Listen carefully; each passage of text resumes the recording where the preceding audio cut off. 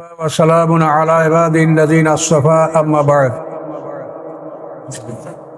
সম্মানিত মুসলিম ইকরাম, আসসালামু আলাইকুম ওয়া রাহমাতুল্লাহ। তো আমরা এই আশুরা সম্পর্কে ইনশাআল্লাহ আলোচনা করব।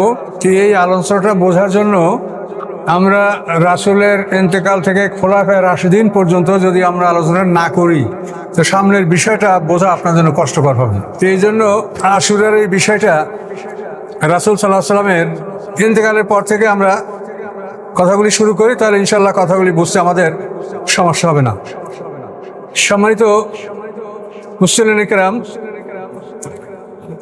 রাসূল সাল্লাল্লাহু আলাইহি ওয়াসাল্লাম অসুস্থ হয়ে পড়লেন তার শেষ জীবনে। 15 দিন অসুস্থ থাকার পরে আল্লাহ রসুল ইহলোক ত্যাগ করেন।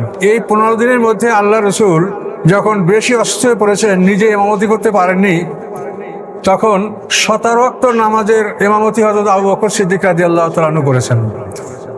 আবু বকর সিদ্দিক রাদিয়াল্লাহু তাআলা আনহুকে যখন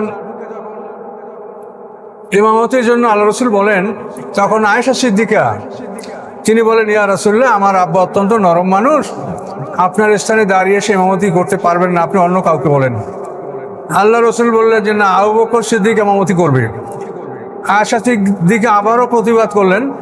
তখন আল্লাহ রসুল বললেন যে আয়েশা, তুমি ইউসুফ আলাইহিস সালামের জমানার মেয়েদের মতো বাড়াবাড়ি করছো। তখন হযরত আয়েশা রাদিয়াল্লাহু চুপ হয়ে গেলেন। আল্লাহ রসুল বললেন আবু বকর সিদ্দিক ইমামতি করবেন। তো এভাবে শেষ দিন অর্থাৎ 11 রবিউল আউয়ালের 12 তারিখ যেদিন আল্লাহ রসুল ইহলোক ত্যাগ করবেন, সেই দিন ফজরের ওয়াক্তে আবু বকর সিদ্দিক রাদিয়াল্লাহু তাআলা আনহু ইমামতি করছিলেন। এমন সময় আল্লাহ রসুল আয়েশা সিদ্দিকার কামরা থেকে হামাগুড়ি দিয়ে মসজিদের দিকে অগ্রসর হলেন। অগ্রসর হয়ে তিনি দেখলেন যে নামাজ কিভাবে তারা আদায় করছে। আমি পৃথিবী থেকে বিদায় হওয়ার পর তারা কিভাবে নামাজ পড়তে পারবে, এই দৃশ্যটা দেখাই ছিল আল্লাহ রসুলের উদ্দেশ্য। তিনি নামাজ দেখে অত্যন্ত খুশি হলেন এবং তিনি মিষ্টি হাসলেন। সাহাবায়ে কেরাম নামাজ শেষ করে আল্লাহ রসুলের মুখে হাসি দেখে তারা মনে করলেন যে আল্লাহ রসুল ভালো হয়ে গেছেন, সুস্থ হয়ে গেছেন, তিনি এখনই মারা যাবেন না, তিনি আরো কিছুদিন বেঁচে থাকবেন। এই আশায় সেই দিন ফজরের নামাজের পর সাহাবীরা তাদের আপন আপন কাজকর্মে অনেকে নিজের কর্মস্থলে চলে গেলেন, বাড়ি থেকে কিছুটা দূর দূরান্তে চলে গেলেন। এভাবেই স্বাস্থ্য রক্তে আল্লাহ রসুলের বুকের বেদনা, অসুস্থতা বেড়ে উঠলো এবং আল্লাহ রসুলের মৃত্যু যন্ত্রণা শুরু হলো। এবং আল্লাহ রসুল সেই রবিউল আউয়ালের 12 তারিখ স্বাস্থ্য রক্তে তিনি ইহলোক ত্যাগ করেন। ইন্না লিল্লাহি ওয়া ইন্না ইলাইহি রাজিউন। মৃত্যুর পূর্বে তিনি এতটুকুই বলেছেন, আলা ইন্না লিল মাউতি সাকারাত, যে তোমরা সতর্ক হও, মৃত্যুর বহু যন্ত্রণা আছে। তিনি মৃত্যুর যন্ত্রণা অনুভব করেছেন। আল্লাহ রসুল ইন্তেকাল করার পরে এই খবরটা যখন মদিনার মসজিদে পৌঁছলো, তখন ওমর ফারুক সেখানে উপস্থিত ছিলেন। তিনি বললেন, আল্লাহ রসুল মারা যান নাই, তোমরা যদি কেউ বলো যে আল্লাহ রসুল মারা গেছেন তো আমি তাকে কতল করব। কি এক ভয়ঙ্কর অবস্থা। এই মতো অবস্থায় হযরত আবু বকর সিদ্দিক মদিনার মসজিদে উপস্থিত হলেন। এখন সবাই বলেন, আবু বকর আপনি বলেন, আপনি আয়েশা সিদ্দিকার গৃহে প্রবেশ করে দেখেন যে আল্লাহ রসুলের কি অবস্থা। আবু বকর সিদ্দিক আয়েশা সিদ্দিকার গৃহে প্রবেশ করলেন। আল্লাহ রসুল সেখানে ইন্তেকাল করেছেন। দেখেন যে আল্লাহ রসুল দুনিয়াতে নাই। আবু বকর সিদ্দিক রাদিয়াল্লাহু তাআলা আনহু এই দৃশ্য দেখে মদিনার মসজিদে উঠে তিনি কোরআনের আয়াত তেলাওয়াত করলেন, ওমা মুহাম্মাদুন ইল্লা রাসূল কদ খালাত মিন ক্বাবলিহির রাসূল আফা ইন মাতা আও কুতিলা ইনকালাবতুম আলা আকাবিকুম ওয়া মান ইয়ানকালিব আলা আকিবাইহি ফালান ইয়াদুররাল্লাহ শাইআ। এই আয়াতের অর্থ হচ্ছে যে মুহাম্মদ সাল্লাল্লাহু আলাইহি ওয়াসাল্লাম আল্লাহর রসূল ছাড়া কিছু নন। তার আগে আরো অনেক রসূল পৃথিবীর থেকে অতিবাহিত হয়েছে। তিনি যদি মরে যান অথবা শাহাদাত বরণ করেন, তাহলে তোমরা কি ফিরে যাবে? যদি তোমরা ফিরে যাও, আল্লাহর তাতে কোনো ক্ষতি হবে না। এই আয়াত শুনে সমস্ত সাহাবায়ে কেরাম বুঝতে পারলেন যে মুহাম্মদ সাল্লাম তিনি মরণশীল, এর আগে নবী রাসূলরা মারা গেছেন, কাজেই তিনি মারা যেতে পারেন, এটাই সত্য। ওমর ফারুক এই আয়াত শুনে তিনি মদিনার মসজিদে বসে পড়লেন এবং তিনি বলছেন যে এখন আর আমি কোনোভাবে দাঁড়াতেই পারছি না, মনে হয় যেন আমার পা দুটা কেউ কেটে ফেলেছে। সাহাবায়ে কেরামরা অনেকে মন্তব্য করেন যে আমাদের মনে হচ্ছিল এই আয়াতটা এর আগে আমরা কোনোদিন শুনি নাই, এটা মনে হয় আজকেই আমাদের কাছে আবু বকর শুনলেন, এটা আমরা আর শুনি নাই, এরকম মনে হচ্ছিল। তো আল্লাহ রসুল সোমবার ইন্তেকাল করেন, তাকে বুধবার কবরে রাখা হয়। তো এই সময়টা নেওয়ার কারণ যে নবীরা যেখানে মারা যান তাদেরকে ওখানেই দাফন করতে হয়। তো এখন আল্লাহ রসুল হযরত আয়েশা সিদ্দিকার গৃহে ইন্তেকাল করছেন। তো ওখানেই তার জন্য লহদ কবর খোঁড়া, ওখানে তার গোসল, ওখানে তার জানাজা, এই কাজের জন্য সময় লেগেছে। ফলে আল্লাহ রসুলকে কবরে রাখা হয়েছে বুধবারে। তো এখন এই কাজ কে কে করেছেন, যেহেতু আয়েশা সিদ্দিকার কামরা অল্প জায়গা, সেখানে অনেক লোক প্রবেশ করে কাজ করতে পারা যায় না। তো সেখানে আল্লাহ রসুলের চাচাতো ভাই এবং জামাই হজরত আলী রাদিয়াল্লাহু তাআলা আনহু, এরপরে ফজল ইবনে আব্বাস রাদিয়াল্লাহু তাআলা আনহু আল্লাহ রসুলের ছোট চাচার ছেলে, এরপরে কসম বিন আব্বাস রাদিয়াল্লাহু তাআলা আনহু আল্লাহ রসুলের ছোট চাচার ছেলে, হজরত আলী মুর্তজা, ফজল ইবনে আব্বাস, কসম বিন আব্বাস রাদিয়াল্লাহু তাআলা আনহু, এই তিনজন। আর আনসারদের মধ্যে দুইজন, আউস ইবনে খুলি এবং সাকরান রাদিয়াল্লাহু তাআলা আনহুমা। এই পাঁচজন লোক আল্লাহ রসুলের কবর করা, গোসল করানো এবং সমস্ত কিছু ব্যবস্থাপনা এই পাঁচজন লোক করেছেন। তো এখন যেহেতু আল্লাহ রসুলের যে অন্ত্যেষ্টিক্রিয়া অর্থাৎ ইন্তেকালের পরে তার যে কার্য সম্পাদন, এখানে অন্য সাহাবীরা অংশগ্রহণ করতে পারছেন না, এখন তারা কি করবেন? তারা ইচ্ছায় অনিচ্ছায় সাকিফা বনি সাঈদা একত্রিত হলেন। সাকিফা বনি সাঈদা হচ্ছে মদিনার একটা বড় বাড়ি। এই বাড়িতে আল্লাহ রসুল আনসারদেরকে নিয়ে বসতেন এবং বিভিন্ন বিষয়ে পরামর্শ এবং সিদ্ধান্ত গ্রহণ করতেন। তো ওই বাড়িতে সাহাবায়ে কেরাম আস্তে আস্তে জমা হতে লাগলেন। একজন আরেকজন জিজ্ঞাসা করে, অমুক কোথায়? ও সাকিফা বনি সাঈদা গেছে। অমুক কোথায়? এসে ওখানে গেছে। এইভাবে বিনা প্রোগ্রামে সব সাহাবীরা ওই বাড়িতেই জমা হলেন। ওই বাড়িতে জমা হওয়ার পরে এখন তারা একটা কথা তুললেন যে মুসলমানদের এই জাতি কখনো ইমামবিহীন থাকতে পারে না। একজন ইমাম, আল মুসলিমুন আলা বুদ্দা লাহুম মিন ইমাম, মুসলমানদের জন্য ইমাম থাকতে হবে। তো এখন আল্লাহ রসুল উনি নাই, এখন এরপরে ইমামতির দায়িত্ব কে পালন করবেন? এখন এই ব্যাপারে সবাই কথাটা মনে করছে যে কি হবে কি হবে। অথচ আল্লাহ রসুল কিন্তু এ ব্যাপারে সূরা তাহরিমের মধ্যে কিন্তু এটা ঘোষণা করা আছে যে হাফসাকে আল্লাহ রসুল বলে দিয়েছিলেন যে আমার ইন্তেকাল পরে তোমার পিতা এবং আয়েশা সিদ্দিকের পিতা এরা দুইজন খলিফা হবেন। এটা কিন্তু সূরা তাহরিমের মধ্যে এটা বলা আছে, কিন্তু এই কথাগুলো কারো মনে পড়ছে না। এখন তারা খালি চিন্তা করছেন যে আল্লাহ রসুলের পরে ইমামতির দায়িত্ব কে নেবেন। তো অনেকের ধারণা মদিনা তখন আনসারদের নেতা সাদ ইবনে ওবাদা, খাজরাজ গোত্রের নেতা সাদ ইবনে ওবাদা, ইনি বিখ্যাত আনসার নেতা। অনেকে মনে করছেন যে এই নেতৃত্ব হয়তো তিনি পাবেন। তো এই কথাটা সবাই মনে মনে স্মরণ করতেছিলেন। স্মরণ করতে করতে হঠাৎ করে আবু বকর সিদ্দিক বললেন যে আল্লাহ রসুল কোনো একদিন বলেছেন আইম্মাতুম মিন কুরাইশিন, কুরাইশদের কিছু নেতৃবর্গ আমার পরে এই দায়িত্ব পালন করবে। ওমর ফারুক বলেন যে আমারও মনে পড়েছে আল্লাহ রসুল বলেছেন। এই ওমর ফারুকের স্মরণে আসার সাথে সাথে ওমর ফারুক আবু বকর সিদ্দিকের হাত ধরে তিনি বায়াত নিলেন। তিনি বললেন বায়াইতু আলা ইয়াদি আবি বকর আলা সালাতু ওয়াস সাইফ, আমি আবু বকর সিদ্দিকের হাতে এই মর্মে বায়াত গ্রহণ করলাম যে আমি তার পিছনে নামাজ পড়ব, তার হুকুমে আমি যুদ্ধ করব, আলা সালাতি ওয়াস সাইফ। তো ওমর ফারুক এই বায়াত করার সাথে সাথে অন্যান্য সিনিয়র সাহাবীরা বয়াত করলেন আবু বকর সিদ্দিকের হাতে এবং সাধারণভাবে বয়াত হলো। এভাবে আল্লাহ রসুলের দাফন কাফন সমাপ্ত হওয়ার আগেই আবু বকর সিদ্দিক রাদিয়াল্লাহু তাআলা আনহু মুসলমানদের খলিফা নির্বাচিত হলেন। এই বিষয়টা নিয়ে শিয়ারা বাড়াবাড়ি করে। তারা বলে যে হযরত আলী রাদিয়াল্লাহু তাআলা আল্লাহর রাসূলের দাফন কাফনে ব্যস্ত, আর তোমরা তাকে বাদ দিয়ে এদিকে আবু বকর সিদ্দিককে তোমরা খেলাফত দিয়েছো, এটা তোমরা অন্যায় করেছো। কিন্তু এই বিষয়টা সত্য নয়।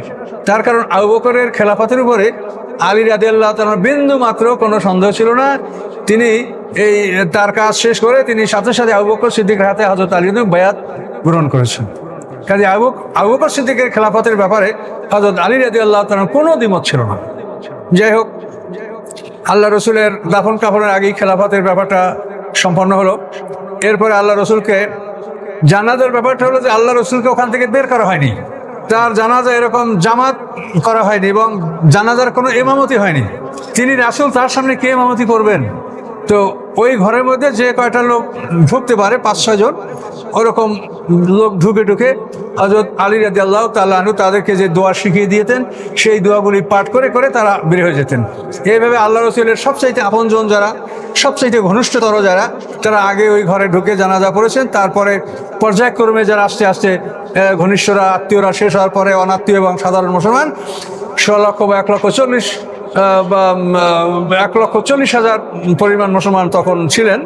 তো এরা সবাই আল্লাহ রসুলের জানাজা অংশগ্রহণ করেছেন। এই জানাজা শেষ হওয়ার পরে আল্লাহ রসুলকে কবর রাখা হয়েছে। কবর রাখার জন্য আল্লাহ রসুলের কবরে ওই 5 জন লোক নেমেছিলেন, হযরত আলী, ফজল ইবনে আব্বাস, কসম বিন আব্বাস, আউস ইবনে খুলি, সাকরান রাদিয়াল্লাহু তাআলা আনহুম। আল্লাহ রসুলকে কবরে রাখার পর হযরত হযরত আলী, তারপরে হলো ফজল কসম বিন আব্বাস। কসম বিন আব্বাস রাদিয়াল্লাহু তাআলা আনহু তিনি আল্লাহ রসুলের কবর মধ্যে শুয়ে পড়লেন এবং বললেন যে আল্লাহ রসুলকে কবর রেখে আমি পৃথিবীতে বিচরণ করতে পারবো না, তোমরা আমাকে রাসূলের সাথে দাফন করে দাও। কসম বিন আব্বাস আল্লাহ রসুলের চাচাতো ভাই। তো আল্লাহ রসুল হাদিস এভাবে বর্ণনা করেছেন, আশবাহুন নাসি বি কসম বিন আব্বাস রাদিয়াল্লাহু তাআলা আনহু। এর অর্থ হলো যে আমার সাথে সবচাইতে যে লোকটার মিল আছে সেই মানুষটি হলো কসম বিন আব্বাস। তো সে আল্লাহ রসুলের কবরের মধ্যে শুয়ে পড়লেন। এখন একটা জ্যান্ত মানুষ কি কবর দেওয়া যায়?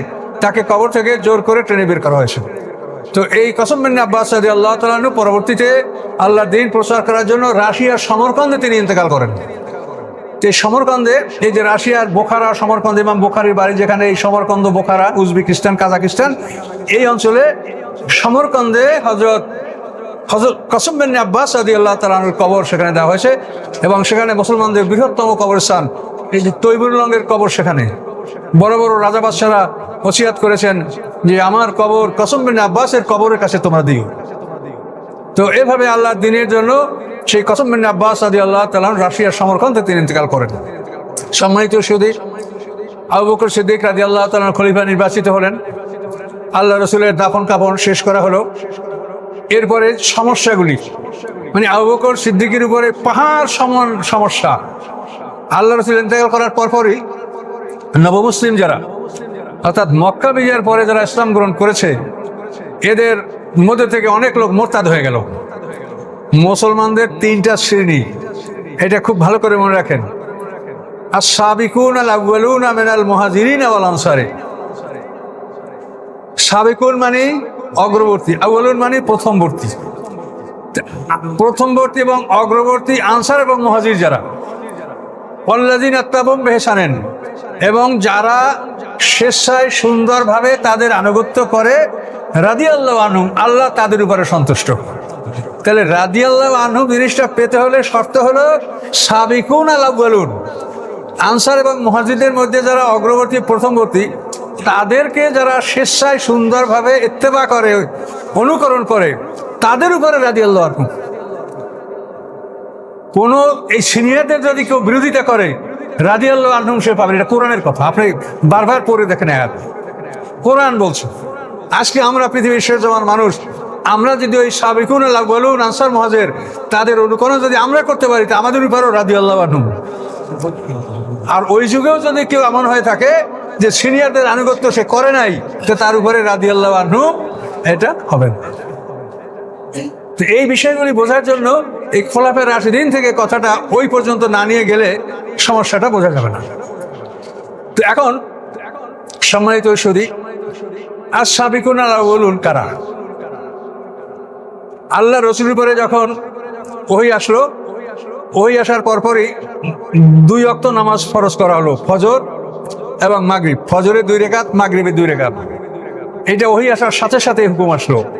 আসার পরে জিবরিল আমিন আসলেন, আয়েশা আল্লাহ রসুলকে আকাবা নামে সুড়ঙ্গ পথ, যেটা আপনারা চেনেন, মক্কা থেকে মিনায় যাইতে যে রাস্তাটা আকাবা, এই আকাবা সুড়ঙ্গের এক প্রান্তে জিবরিল আমিন আল্লাহ রসুলকে ডেকে নিয়ে গেলেন। নিয়ে যাওয়ার পরে সেখানে আল্লাহর হুকুমে একটা ঝর্ণা প্রবাহিত হলো। সেই ঝর্ণার ওখানে আল্লাহ রসুলকে জিবরিল আমিন উযু শিখিয়ে দিলেন যে এইভাবে উযু করতে হয়, এইভাবে উযু শিখিয়ে দিলেন। তারপর তাকে নামাজ শিখিয়ে দিলেন যে এইভাবে নামাজ পড়তে হয়। তো ওহী নাযিল হওয়ার সাথে সাথে উযু এবং নামাজ, এই 2টা দিনে জিবরিল আমিন আকাবা নামী সুড়ঙ্গ পথের কিনারায় এটা আল্লাহ রসুলকে শিখিয়ে দিয়েছেন। এবং আল্লাহ রসুল গৃহে এসে বিবি খাদিজাতুল কুবরা, হযরত আলী রাদিয়াল্লাহু আনহু, তারপরে যায়েদ ইবনে হারেসা, যারা তার ঘরের মধ্যে সবাইকে এই তালিম দিলেন। এরপরে আবার জিবরিল আমিন দ্বিতীয়বার আল্লাহ রসুলকে নিয়ে ইমামতি করেছেন। আম্মানি রাসূলুল্লাহ সাল্লাল্লাহু আলাইহি ওয়াসাল্লাম হাদিস, সেটা হচ্ছে এই যে হাজারে আসওয়াদ এবং বাবে কাবা, এই 2টার মাঝখানে, ওখানে দাঁড়াই আবার জিবরিল আমিন আল্লাহ রসুলকে নিয়ে প্রথম দিন 5 ওয়াক্ত নামাজ পড়েছেন আউয়াল ওয়াক্তে, এবং দ্বিতীয় দিন 5 ওয়াক্ত নামাজ পড়েছেন শেষ ওয়াক্তে, এবং বলেছেন এই হলো আউয়াল ওয়াক্ত, এই হলো আখির ওয়াক্ত, এর মাঝখানে তুমি নামাজ পড়বে। তো আস-সাবিকুন আল আউয়ালুন, এগুলি তাফসিরে বলা হয়েছে যে আল্লাহ রসুলের পরে ওহী আসার পরে তিনি ঘরে ফিরে আসলেন খাদিজার কাছে এবং অসুস্থ বললেন, জাম্মিলুনি জাম্মিলুনি, আমাকে চাদর দাও, চাদর দাও, আমার শরীর কাঁপছে, জ্বর আসছে। তো ওই সময়ই আল্লাহ রসুলের ওহির কথা বিশ্বাস করছেন। মহিলাদের মধ্যে বিবি খাদিজা, বালকদের মধ্যে হযরত আলী। হযরত আলীর বয়স তখন 10 বছর। আর ওসামা যায়েদ ইবনে হারেসা আল্লাহ রসুলের কৃতদাস পাল্লক ছেলে, সে ইসলাম গ্রহণ করছে। এরপরে ইসলাম গ্রহণ করেছে আবু বকর সিদ্দিক। এরপরে হযরত ওসমান, জুবায়ের, তালহা, সাদ ইবনে আবি ওয়াক্কাস, আম্মার, ইয়াসার, এরা ইসলাম গ্রহণ করছে। তো এই ধরনের মুসলমান যারা, এরা হচ্ছে সাবিকুনাল আউয়ালুনা মিনাল মুহাজিরিন আল মুহাজির। আনসারদের মধ্যে কারা? নবুয়তের 10ম বছরে 6 জন আনসার মক্কার বা মদিনার, তারা আল্লাহ রসুলের কাছে আকাবা নামে সুড়ঙ্গ পথের কাছে এসে তারা আল্লাহ রসুলের উপর ঈমান আনেন, এই 6 জন। এরপরে 11 বছরে আসে 12 জন। তারপরে 12 বছরে মেরাজের পূর্বক্ষণে আসেন 72 জন। তো এরা হচ্ছেন আনসারদের মধ্যে প্রথম ভর্তি। তারপরেও তাফসিরে এই ব্যাখ্যা দেওয়া হয়েছে যে ইসলামের শুরু থেকে আরম্ভ করে হুদায়বিয়া সন্ধির পূর্বক্ষণ পর্যন্ত যারা ইসলাম গ্রহণ করছে তারা 1 নম্বর মুসলমান। হুদায়বিয়া সন্ধির পর থেকে মক্কা বিজয় পর্যন্ত যারা ইসলাম গ্রহণ করছে তারা 2 নম্বর মুসলমান। মক্কা বিজয়ের পরে যারা ইসলাম গ্রহণ করছে তারা হচ্ছে 3 নম্বর। এখন এই 3 নম্বর মুসলমানদের থেকেই যে ফিতনাগুলো হয়েছে, ইসলামের যত দুর্যোগ বিপদ, এই 3 নম্বর থেকে এটা হয়েছে। 1 নম্বর 2 নম্বর থেকে এটা হয় নাই। কাজে এই বিষয়টা আমাদের উদ্দেশ্য কাউকে সমালোচনা করা নয়। আমরা কোরআন হাদিস থেকে সঠিক কথাগুলো বলবো এবং জিনিসটা আমরা বুঝতে পারবো যে ইসলামের মধ্যে যে দুর্যোগটা আসলো, এই দুর্যোগটা কিভাবে ইসলামের মধ্যে আসে। এবং সেখানে একটা জিনিস আপনি দেখবেন, ক্ষমতা এবং অর্থ। এই ক্ষমতা এবং অর্থের প্রতি লোভ, এই 2টা জিনিস যখন মানুষের মধ্যে ঢুকেছে, তখন এই মুসলমানদের এই ঐতিহ্য এবং সম্মান সবকিছু নষ্ট হয়েছে এবং একের তলোয়ার আর একের ঘাড়ে উপরে উঠেছে। যে সম্মানিত সুদী, আবু বকর সিদ্দিক খলিফা হলেন। খলিফার পর তার সামনে যুদ্ধ, ওসামার যুদ্ধ। এটা আল্লাহ রসুল ওসামাকে সেনাপতি বানিয়ে দিয়েছিলেন। এরপরে একদল লোক তারা দিন ত্যাগ করে মোরতাদ হলো। 3 নম্বর আবাস এবং জুবিয়ান গোত্রের লোকেরা জাকাত দিতে অস্বীকার করলো। 4 নম্বর যে একদল লোক নবুয়ত দাবি করছিল আল্লাহ রসুলের জীবদ্দশায়। এই নবুয়ত দাবি যারা করছে তারা 4 জন। তারা হলো মুসাইলামা কাজ্জাবেদের সর্দার, তারপরে তলিহা আসাদি, তারপরে আসওয়াদে উনাসি, আর একজন মহিলা, তার নাম হলো সাজা। এই সাজা নামী মহিলা আবার ভণ্ড নবীদের যে সর্দার, তার সাথে হয়েছিল তার বিয়া। ভণ্ড নবী আর ভণ্ড নবীর স্ত্রী, 2টাই ভণ্ড। তো বিয়া হওয়ার পরে এখন মহিলাকে বিয়া করছে, বিয়া করে তার মহারানা দেয়নি। এখন ও যখন মহারানা দাবি করছে, তখন বলে, শোনো, আমি তো মহারানা তোমাকে কি দেব, আমি তো নবী, আমি তোমাকে মহারানার পরিবর্তে অন্য একটা জিনিস দান করছি, কি যে তোমার জন্য আমি এশার নামাজ আর ফজরের নামাজটা মওকুফ করে দিলাম। উনি তো নবী, কথা বুঝতে পারছেন। মুসাইলামা কাজা এই কাজ করছিল। শেষ পর্যন্ত আল্লাহ রসুল ইন্তেকালের পরে এই যুদ্ধগুলা করতে হবে। তো হযরত আবু বকর সিদ্দিক সাহাবায়ে কেরামদেরকে যখন ডাকলেন, তো সবাই বলে এগুলো আমাদের করতে হবে, তা আমরা একটু সময় নিব, আল্লাহ রসুল আমাদের মাঝে নাই, আমরা ক্লান্ত, আমাদের মনে দুঃখ বেদনা, এখনই আমরা করব না, একটু পরে করব। আবু বকর সিদ্দিক বলছেন যে পরে হবে না, এখনই করতে হবে, যদি তোমরা না করো তাহলে আমি একা করব। এই বলে তিনি ঘোড়ার উপরে লাফিয়ে উঠলেন এবং বললেন, আমি একা যাবো তাহলে যুদ্ধে। সবাই তাকে ঘিরে ধরেছে যে আমরা আপনার হাতে বায়াত গ্রহণ করছি, এখন আপনার হুকুম অমান্য করতে আমরা পারবো না, তা কি করতে বলেন। তো ওইখানে উনি ঘোড়ার উপরে শহর থেকে উনি বললেন যে ভণ্ড নবীদের বিরুদ্ধে যুদ্ধ করতে যাবে একরামা ইবনে আবি জাহেল, আবু জাহেলের ছেলে একরামা। এ তো বীর, পরে মুসলমানদের ইসলাম গ্রহণ করার পরে সেনাপতি দায়িত্ব পালন করেছেন। একরামা ইবনে আবু জাহেল, তারপর 2 নম্বর সেনাপতি হবে সারাবিল, 3 নম্বর সেখানে যাবে খালিদ ইবনে ওলীদ। এই 3 জন সেনাপতিকে হযরত আবু বকর সিদ্দিক ভণ্ড নবীদের বিরুদ্ধে তাদেরকে নির্বাচন করলেন। যারা জাকাত দিতে অস্বীকার করলো, আবাস এবং জুবিয়ান গোত্রের লোক, আবু বকর সিদ্দিক বললেন তাদের বিরুদ্ধে আমি নিজে যুদ্ধ করব। আর যারা মোরতাদ হয়ে গেল তাদের বিরুদ্ধে যুদ্ধ করার জন্য হযরত আলা হাজরামি রাদিয়াল্লাহু তাআলা আনহুকে সেনাপতি নির্বাচন করা হলো। আর ওসামা যুদ্ধের জন্য ওসামাই সেনাপতি, যাকে আল্লাহ রসুল সেনাপতি নির্বাচন করেছিলেন। তো একই সঙ্গে এই যুদ্ধগুলো পরিচালনা করা হয়েছে এবং প্রত্যেকটা যুদ্ধে মুসলমানরা জয়লাভ করেছে। এই যুদ্ধগুলি করে যখন সবাই মদিনায় ফিরে এসেছে, তখন ওমর ফারুক সহ সবাই বলেন যে আমরা সবাই ভুল সিদ্ধান্ত নিয়েছিলাম, আবু বকর সিদ্দিক একা যে সিদ্ধান্ত, ওনার সিদ্ধান্তটাই ঠিক। তাহলে এখানে দেখা যায় যে মেজরিটির সিদ্ধান্ত আসলে সঠিক হয় না। যে সবচাইতে জ্ঞানী তার সিদ্ধান্তটি সবচাইতে চূড়ান্ত সিদ্ধান্ত এবং সঠিক সিদ্ধান্ত। এই কাহিনীগুলি দীর্ঘ করতে গেলে আমার সামনে আলোচনা তো অনেক। তো হযরত আলা হাজরামি রাদিয়াল্লাহু তাআলা আনহু বাহরাইনে, এটা হলো একেবারে আরবের সোজা পারস্য উপসাগরের কিনারায়। তা আলা হাজরামি রাদিয়াল্লাহু তাআলা আনহুকে সেখানে রওনা করে দেওয়া হলো সৈন্য নিয়ে। তো চলতে চলতে ওখানে এইদিকে তো আরবের তো এই যে পূর্বাঞ্চলটা সব মরুভূমি, নেফুত, দাহানা, আরব আল খালি, এসব মরুভূমি হলো পূর্বাঞ্চলে। পশ্চিম দিকে তো মানে মক্কা, জেদ্দা, লোহিত সাগর, এই অঞ্চলটা হলো হিজাজ বা সমতল, ওই দিকটা হলো মরুভূমি, পূর্বাঞ্চলটা। এই পূর্বাঞ্চল মরুভূমি পাড়ি দেওয়ার সময় আলা হাজরামি রাদিয়াল্লাহু তাআলা আনহু তার সৈন্যবাহিনীর এখন পানির অভাব দেখা দিল, পানি নাই। তখন তিনি আল্লাহর কাছে দোয়া করলেন যে আল্লাহ আমাদের পানির ব্যবস্থা করেন। হঠাৎ করে মরুভূমির মধ্যে পানির ফোয়ারা প্রবাহিত হলো।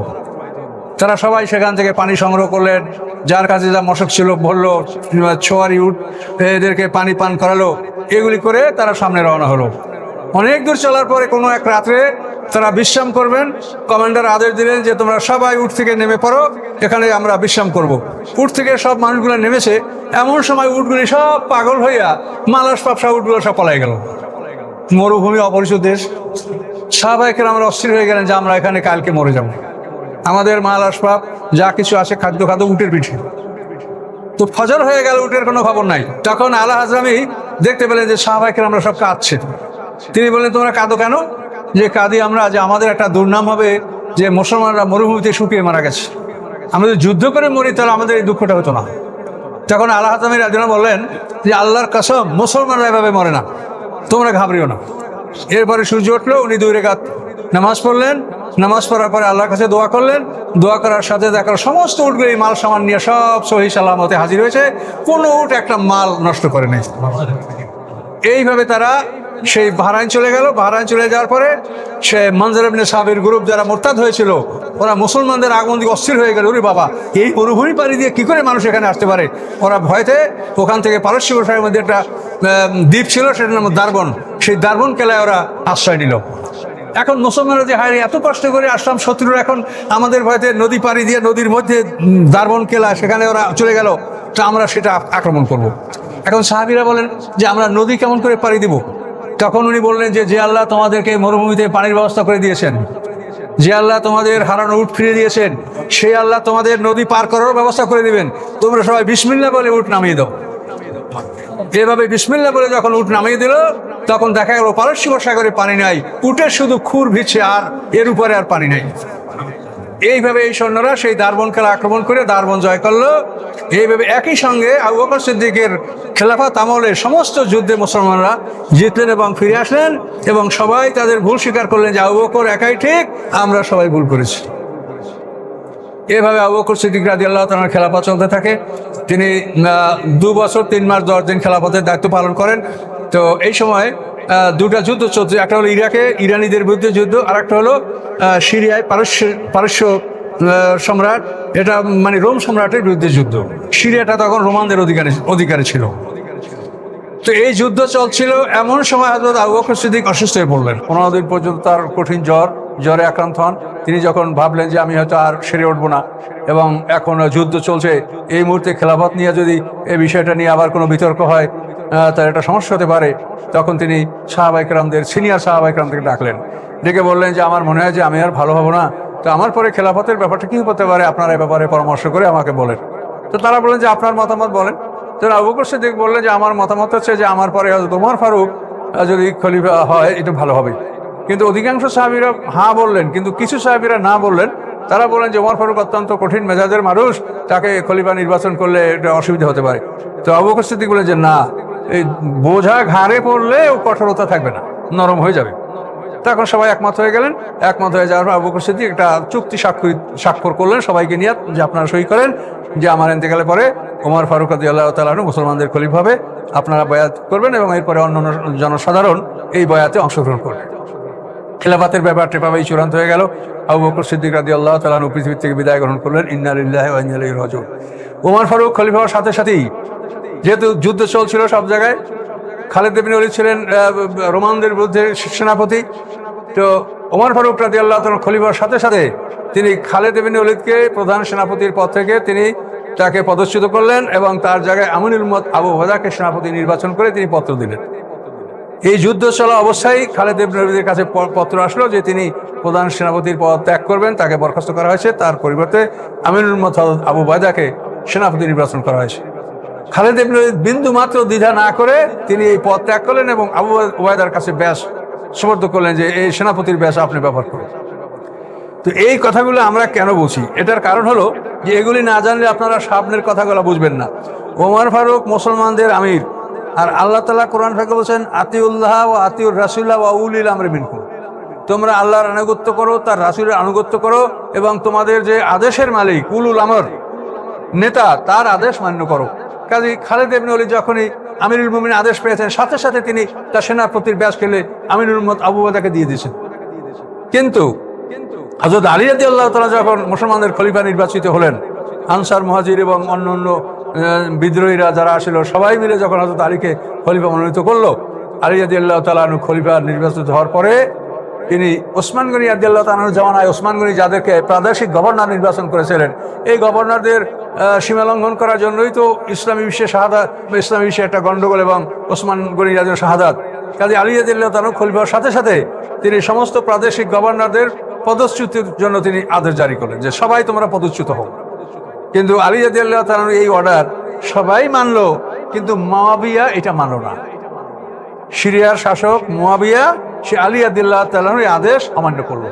অমান্য করে সে ওসমান গনির হত্যার বিচার এটাকে ইস্যু করে সে এমন একটা গন্ডগোল সৃষ্টি করলো যার ফলে প্রায় 1 লক্ষর কাছাকাছি, জামাল যুদ্ধে 10,000, সিফফাইন যুদ্ধে মুয়াবিয়ার 45,000, হযরত আলী রাদিয়াল্লাহু 25,000, তাহলে এখানে হলো 80,000 মুসলমান এই দুইটা যুদ্ধে শাহাদাত বরণ করেছে শুধু এই আল্লাহর হুকুম অমান্য করার কারণে।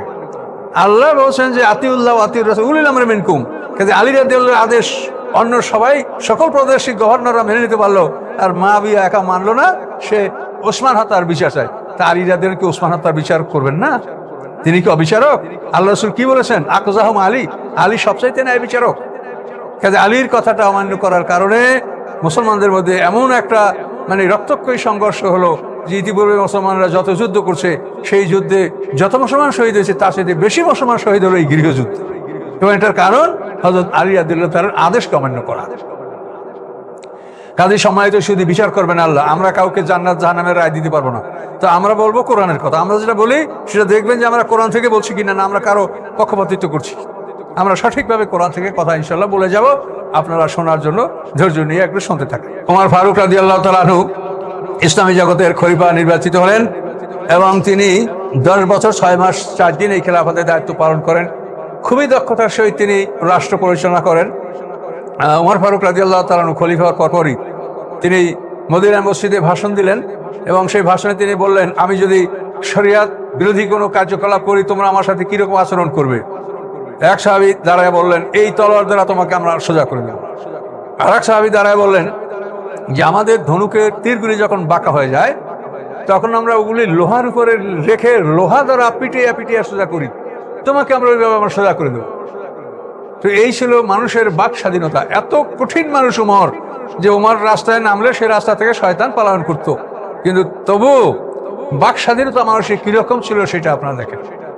ওমর ফারুক মদিনা মসজিদে খুতবা দিচ্ছেন। খুতবার মধ্যে তিনি বললেন, দেশে এখন দুর্ভিক্ষ, কোনো মহিলার মহারণা 500 দিরহামের বেশি হবে না। এক মহিলা প্রতিবাদ করলেন, ওমর ফারুক আপনার কথা কোরআনের খেলাফ হয়েছে, এই কথা উড্র করেন। ওমর বলেন কি? মহিলা বলল যে কোরআন পাক আল্লাহ বলেছেন, ওয়াইনা আতাইতুম ইহদাহুন্না কিনতারান ফালা তাকুযু মিনহু শাইআ, যে কোনো মহিলাকে যদি তোমরা কিন্তার পরিমাণ সম্পদ দান করো, 40 দিরহামে 1 আউকিয়া, 12,000 আউকিয়ায় 1 কিন্তার। এখন আল্লাহ কোরআনে বলছেন যে কোনো মহিলাকে কিন্তার পরিমাণ সম্পদ দান করলেও তোমরা তাকে যদি বিদায় করো, তালাক দাও, তাহলে ওই সম্পদ তা থেকে ফিরিয়ে নিতে পারবে না। তাহলে আপনি কি করে বললেন যে 500 দিরহামের বেশি মহিলার মহারণ হতে পারবে? এটা কোরআনের খেলাফ। ওমর ফারুক মহিলার কথা মেনে নিলেন। অপর একদিন রেশনের সবাইকে কাপড় বিতরণ করা হয়েছে, সবাই ওই রেশনের কাপড় দ্বারা জামা বানিয়েছে। ওমর ফারুক জুমার দিন যে জামা পরে আসে এটা লম্বা জামা, অন্যান্যদের জামার চাইতে সেই জামাটা লম্বা, আর ওমর ফারুক মানুষের আকারে সবার চাইতে লম্বা ছিলেন। এখন একজন সাহেব প্রতিবাদ করলেন যে আমরা রেশনের কাপড় পেয়েছি, আমাদের জামার চাইতে আপনার জামাটা লম্বা কেন হলো? আপনি কি বেশি কাপড় নিয়েছেন? ওমর ফারুক বলেন যে না, দেখেন আমার ছেলে আব্দুল্লাহ ইবনে ওমর, তার গায়ে জামা নাই, দেখেন আমরা 2 বাপ বেটার জামা দিয়ে একটা জামা করেছি, যেহেতু আমাদের যে কাপড় তাতে আমাদের 2 বাপ বেটার 2টা জামা হচ্ছে না।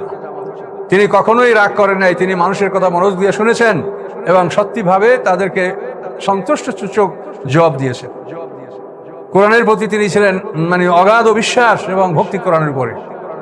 কোনো এক রাত্রে তিনি চলতে চলতে দেখেন, রাতে তিনি শহরে ঘুরে বেড়াতেন, যে একটা বাড়িতে এক যুবক গান গাচ্ছে, তার সামনে একটা মদের বোতল আছে, এক মহিলা আছে। ওমর ফারুক মনে ভাবলেন যে এখানে কিছু অশুভ ঘটনা ঘটতে পারে। তিনি দরজায় ধাক্কা দিয়ে দরজা ফিরে দিয়ে যায়, যুবকের চুলের মুঠি ধরেছে। ওই যুবক বুঝতে পেরেছে যে আমার অবস্থা খারাপ, এই ওমর ফারুক ছাড়া এটা কেউ হবে না। এরপরে ওমর ফারুক ওই চুলের মুঠি ধরার পরে ওই যুবক বলে যে, খলিফাতুল মুসলিমিন, আমি একটা অপরাধ করেছি আর আপনি 3টা অপরাধ করেছেন। ওমর বলেন, আমি 3টা কি অপরাধ করেছি? তখন ওই যুবক বলল যে, কোরআন পাক আল্লাহ বলেছেন, লা তাদখুলু বুয়ুতান গায়রা বুয়ুতিকুম হাত্তা তাস্তানিসু ওয়া তুসাল্লিমু আলা আহলিহা। আল্লাহ কোরআন পাকে বলেন, তোমরা অপরের গৃহে অনুমতি ছাড়া এবং সালাম না দিয়া প্রবেশ করবে না। তো এখন আপনি অনুমতিও নেন নাই, সালামও দেন নাই, এই দুটা। আর একটা হলো কোরআন পাক আল্লাহ বলেছে, ওলা তাজাসসু, তোমরা অপরের গোপনীয় বিষয় সম্বন্ধে অনুসন্ধান করিও। তা আপনি আমার গোপন বিষয় অনুসন্ধান করে আমাকে ধরেছেন। তো এভাবে ওমর ফারুক এই 3টে কথা শোনার পরে ওই যুবকের মাথার চুল ছেড়ে দিয়ে ঘর থেকে বের হয়ে গেলেন। ওমর ফারুকের জীবন অত্যন্ত ভয়ঙ্কর জীবন ছিল। তিনি রাতের এরকম শহরে ঘুরে বেড়াতেন। কোনো একদিন তিনি দেখেন যে এক মহিলা খাবার পাক করছে, অথচ বাচ্চারা কাছে। ওমর ফারুক সেই বাড়িতে ঢুকে বলে, এই মহিলা, তুমি এত বিলম্বে খানা পাক করছো কেন, বাচ্চারা কাছে? তখন বলে যে, আপনি কি? আমি জানি না, আমার ঘরে আসলে কোনো খাবার নাই, আমি এই কতগুলি হাড্ডিতে পাথর ইত্যাদি আমি জ্বালাচ্ছি যাতে ওরা খাবো খাবো মনে করে ঘুম পড়ে যায়। তখন ওমর ফারুক অবাক হয়ে গেলেন। ওমর ফারুক তাড়াতাড়ি আসলামকে বললেন যে, গুদাম খোলো, খাদ্য আটা ডাল যা আছে তাড়াতাড়ি নিয়ে চলো, এবং এগুলি নিয়ে সেই বাড়িতে যাওয়া হলো। ওমর ফারুক নিজে মহিলাকে বললেন যে, তুমি রুটি শেয়ার করো, তোমার চুল আমি ধরাই দিচ্ছি। তখন ওমর ফারুক নিজে ফুঁক দিয়ে দিয়া সেই মহিলার চুলা ধরাই দিচ্ছিলেন। আসলাম বলেন যে, আমি দেখতে পাচ্ছিলাম যে ওমর ফারুকের দাড়ির দুদিক থেকে ধোঁয়াগুলি বের হচ্ছে। এত বড় পৃথিবীর মানে অর্ধ পৃথিবীর খলিফা হয়েও তার এইরকম তার সেবামূলক মনোভাব ছিল। কি যে তার মনোভাব, কি যে তার সোনালী শাসন। কোনো এক সময় তার খেলাফতের আমলে চোর ধরা পড়লো। যে চোর, সে একজন সাহাবী। ওমর ফারুক দেখেন যে চোর অথচ সাহাবী। তখন যারা মানে বাদী, যারা চোর ধরেছে, তাদেরকে বলেন যে, আপনারা কালকে আসেন, আমি কাল বিচার করবো। রাতের বেলায় ওমর ফারুক সেই সাহাবী জিজ্ঞাসা করেন, ওগো, তুমি রাসূলের সাহাবী, তুমি চুরি করলে কেমন করে? তখন ওই সাহেব বলে, খলিফাতুল মুসলিমিন, আমার বাড়িতে কোনো খাদ্য ছিল না, 3 দিন পর্যন্ত পরিবার পরিজন অনাহারে, তো ওই বাড়িতে খাবার ছিল, এটা জানতে পেরে আমি ওই বাড়িতে ঢুকেছি। তা আমি তো চুরি করার অভ্যাস নাই, যেটা ধরি সেটা হাত থেকে পড়ে যায়, কাঁপতে কাঁপতে শব্দ, ওরা আমাকে ধরে ফেলেছে। ওমর ফারুক এই কথা শুনে তাড়াতাড়ি আসলামকে ডাকলেন যে, আসলাম, তাড়াতাড়ি গুদাম থেকে খাদ্য আটা যা আছে বাইর করে রেখে দাও। দিয়া তাকে বিদায় করলে যে, তাড়াতাড়ি তুমি যে তোমার বাড়ির সন্তানদেরকে খাদ্য পাকিয়ে খাওয়াও। পরের দিন সকালে যখন বিচার প্রার্থীরা আসলো, তখন ওমর ফারুক বললেন, বাম হাতে চাকু আর ডান হাত বার করে দিলেন, আর বললেন যে, আমি চোর, এই নাও চাকু, তোমরা আমার এই ডান হাত এখান থেকে কেটে নিয়ে যাও। সবাই অবাক হয়ে গেলেন, খলিফা এটা কি বলছেন? তখন ওমর ফারুক বললেন যে, ওই রসুলের সাহাবী ও লোক চোর নয়, তার বাড়িতে 3 দিন পর্যন্ত খাদ্য ছিল না, আর আমি তার খবর নিতে পারি নাই, তার বাড়িতে আমি খাদ্য পৌঁছাতে পারি নাই, এই জন্য অপরাধ হচ্ছে আমার। রাসূলের সাহাবী চোর নয়, কাজে আমি চোর, আমি তার বাড়িতে খাদ্য পৌঁছাতে পারি নাই, আমি মুসলমানদের খলিফা, তোমরা আমার হাত কেটে নিয়ে যাও। এই ছিল ন্যায় বিচারের প্রতীক, সম্মানিত সুধী। তো ওমর ফারুক রাদিয়াল্লাহু তাআলা আনহু দীর্ঘ 10 বছর 6 মাস 8 দিন খেলাফতের দায়িত্ব পালন করেছেন। এরপরে তার শেষ সময় যখন ঘনিয়ে আসলো, তো মুগীর ইবনে শুবার এক গোলাম, আবু লুলু গোলাম, এই গোলাম এসে ওমর ফারুককে বলে, খলিফাতুল মুসলিমিন, আমার মনিব আমার উপরে দৈনিক 2 দিরহাম কর ধার্য করেছে। মানে আমি সারাদিন আমার স্বাধীন মতো কাজ করবো, মনিকে 2 দিরহাম দিব, আমি তার গোলাম। এটা আমার জন্য বেশি হয়ে যাচ্ছে, আপনি এটা কমায় দিতে বলেন। ওমর ফারুক বলেন যে, তুমি কি কাজ করো? বলে যে, আমি শিল্পী, আমি আটা পেশা চাকরি বানাই এবং অন্যান্য অনেক কিছু আমি বানাই। তখন ওমর ফারুক বললেন যে, তুমি একজন শিল্পী, তো এইগুলিতে তোমার অনেক টাকা আয় হয়, তো মালিককে দৈনিক 2 দিরহাম দেওয়া এটা তোমার জন্য বেশি হয় নাই, বরং তুমি 2 দিরহামই দিতে থাকো, আর আমার কাছে একটা চাকরি বিক্রি করবা, তোমার থেকে আমি একটা চাকরি, আটা পেশার একটা চাকরি কিনে নেব। তখন ওই আবু লুলু গোলাম বললেন যে, আপনাকে আমি এমন একটা চাকরি বানাই দেবো যে দুনিয়ার মানুষ তা মনে করবে। ওমর ফারুক বলেন যে, কি ব্যাপার, ওই গোলামটা কি আমাকে হত্যার ধমকি দিয়ে গেল? লাকাত আওয়াদিন আব্দুলান। এই কথা বলে গোলামটা চলে যাওয়ার পরে কাবে হাবার তাওরাত ইনজিলের আরেক মস্ত বড় সাহাবী ইহুদি আলেম ছিলেন, উনি পরে ইসলাম গ্রহণ করেছেন। উনি এসে বলেন, খলিফাতুল মুসলিমিন, আপনার হায়াত আছে আর মাত্র 3 দিন। তো এখন ওমর ফারুক মেজাজি মানুষ, এই তুমি কি করে জানো যে আমার হায়াত 3 দিন আছে? উনি বললেন যে, এটা আমি তাওরাতে পেয়েছি।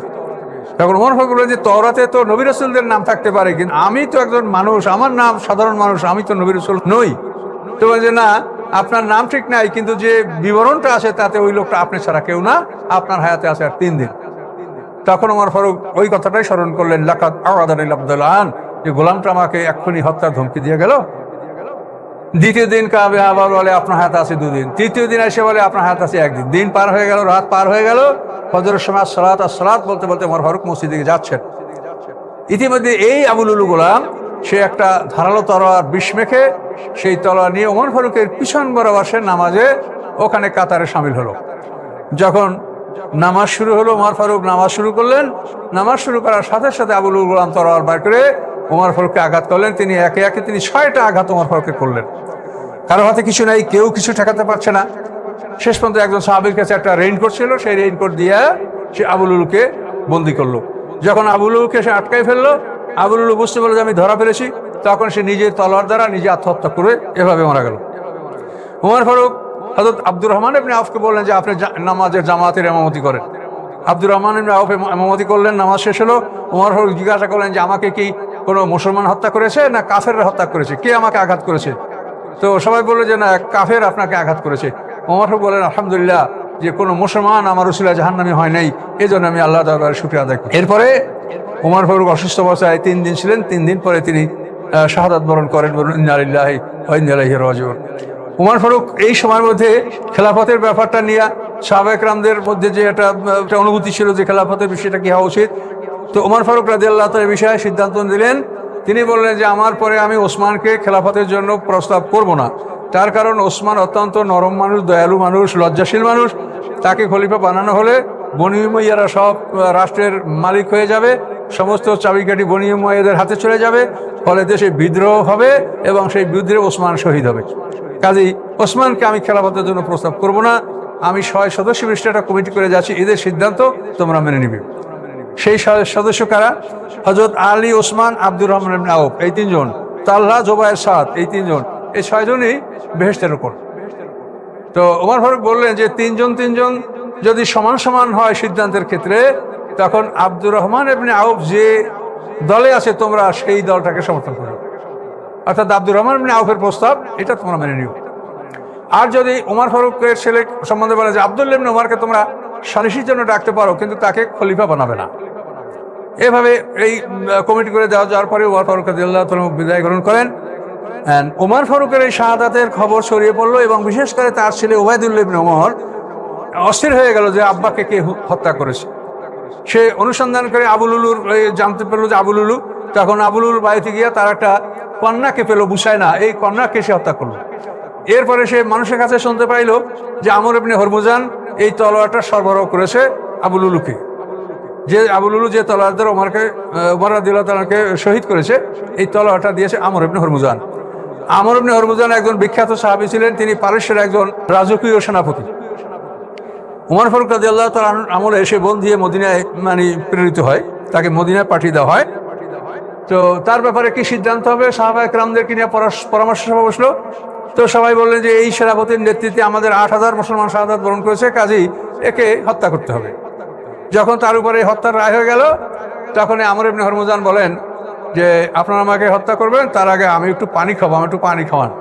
আরবের লোকেরা তখন ওই কাঠের পাত্রে কদুর খোলে পানি খাইতো, তো একটা কাঠের পেয়ালায় তাকে পানি দেওয়া হলো।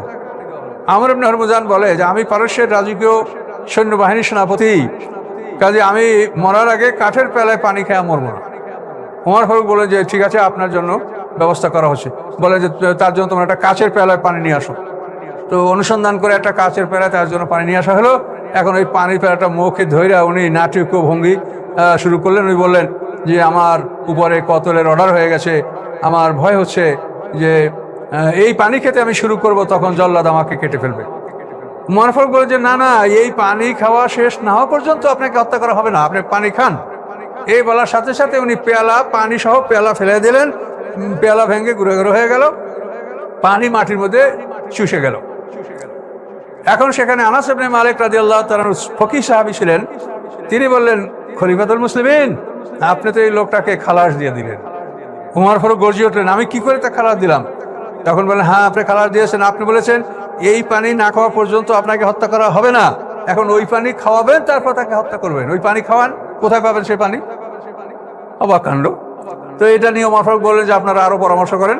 পরামর্শ সভা বসলো, বসার পর একই সিদ্ধান্ত গৃহীত হলো যে এই লোকটাকে হত্যা করা যাবে না, যেহেতু খলিফাতুল মুসলিমিন বলেছেন ওই পানি না খাওয়া পর্যন্ত আপনাকে হত্যা করা হবে না, কিন্তু ওই পানি না খাওয়াইয়া তাকে হত্যা করা যাবে না, এটা এই লোকটা খালাস পাবে। তখন ওমর ফারুককে বলা হলো যে না, এই রায় হয়েছে। ওমর ফারুক তখন আমর ইবনে হরমুজানকে ডেকে বলেন আপনি খালাস, আপনি মুক্ত। এই কথা বলার সাথে সাথে আমর ইবনে হরমুজান পড়ে লা ইলাহা ইল্লাল্লাহু মুহাম্মাদুর রাসূলুল্লাহ। তিনি বলেন যে জাতি তাদের এতটুকু প্রতিশ্রুতি ভঙ্গ করে না, সেই জাতি চাইতে ভালো কোনো জাতি পৃথিবীতে হতে পারে না, এবং সেই জাতি দিনের চাইতে ভালো কোনো দিন পৃথিবীতে থাকতে পারে না। এই আমর ইবনে হরমুজান মুসলমান হয়ে গেলেন। এই লোকটাকে সেদিন উবাইদুল্লাহ ইবনে ওমর ফারুকের ছোট ছেলে হত্যা করে ফেলল। হত্যা করার কারণ হলো, কেউ বলেছে যে এই আমর ইবনে হরমুজান আবু লুলুকেই তলোয়ারটা দিয়েছে, কিন্তু তদন্ত করার পরে দেখা গেছে যে এই তলোয়ারটা আমর ইবনে হরমুজান তাকে দেয় নাই, এই তলোয়ারটা আবু লুলুর তলোয়ার। কিন্তু আবু লুলুর কাছে এই আশ্চর্য তলোয়ারটা দেখে আমর ইবনে হরমুজান বলছে যে ভাই দেখি তোমার তলোয়ারটা। তখন এই আবু লুলুই আমর ইবনে হরমুজানকে এই তলোয়ারটা দেখতে দিয়েছে, এবং হরমুজান দেখে এটা আবু লুলুর কাছে আবার ফেরত দিয়েছে। এখন যারা সাক্ষী দিয়েছে তারা ওই দিতে দেখেছে কিন্তু নিতে দেখেনি। এই ভুল তথ্যের কারণে আমর ইবনে হরমুজান শাহাদাত বরণ করলেন।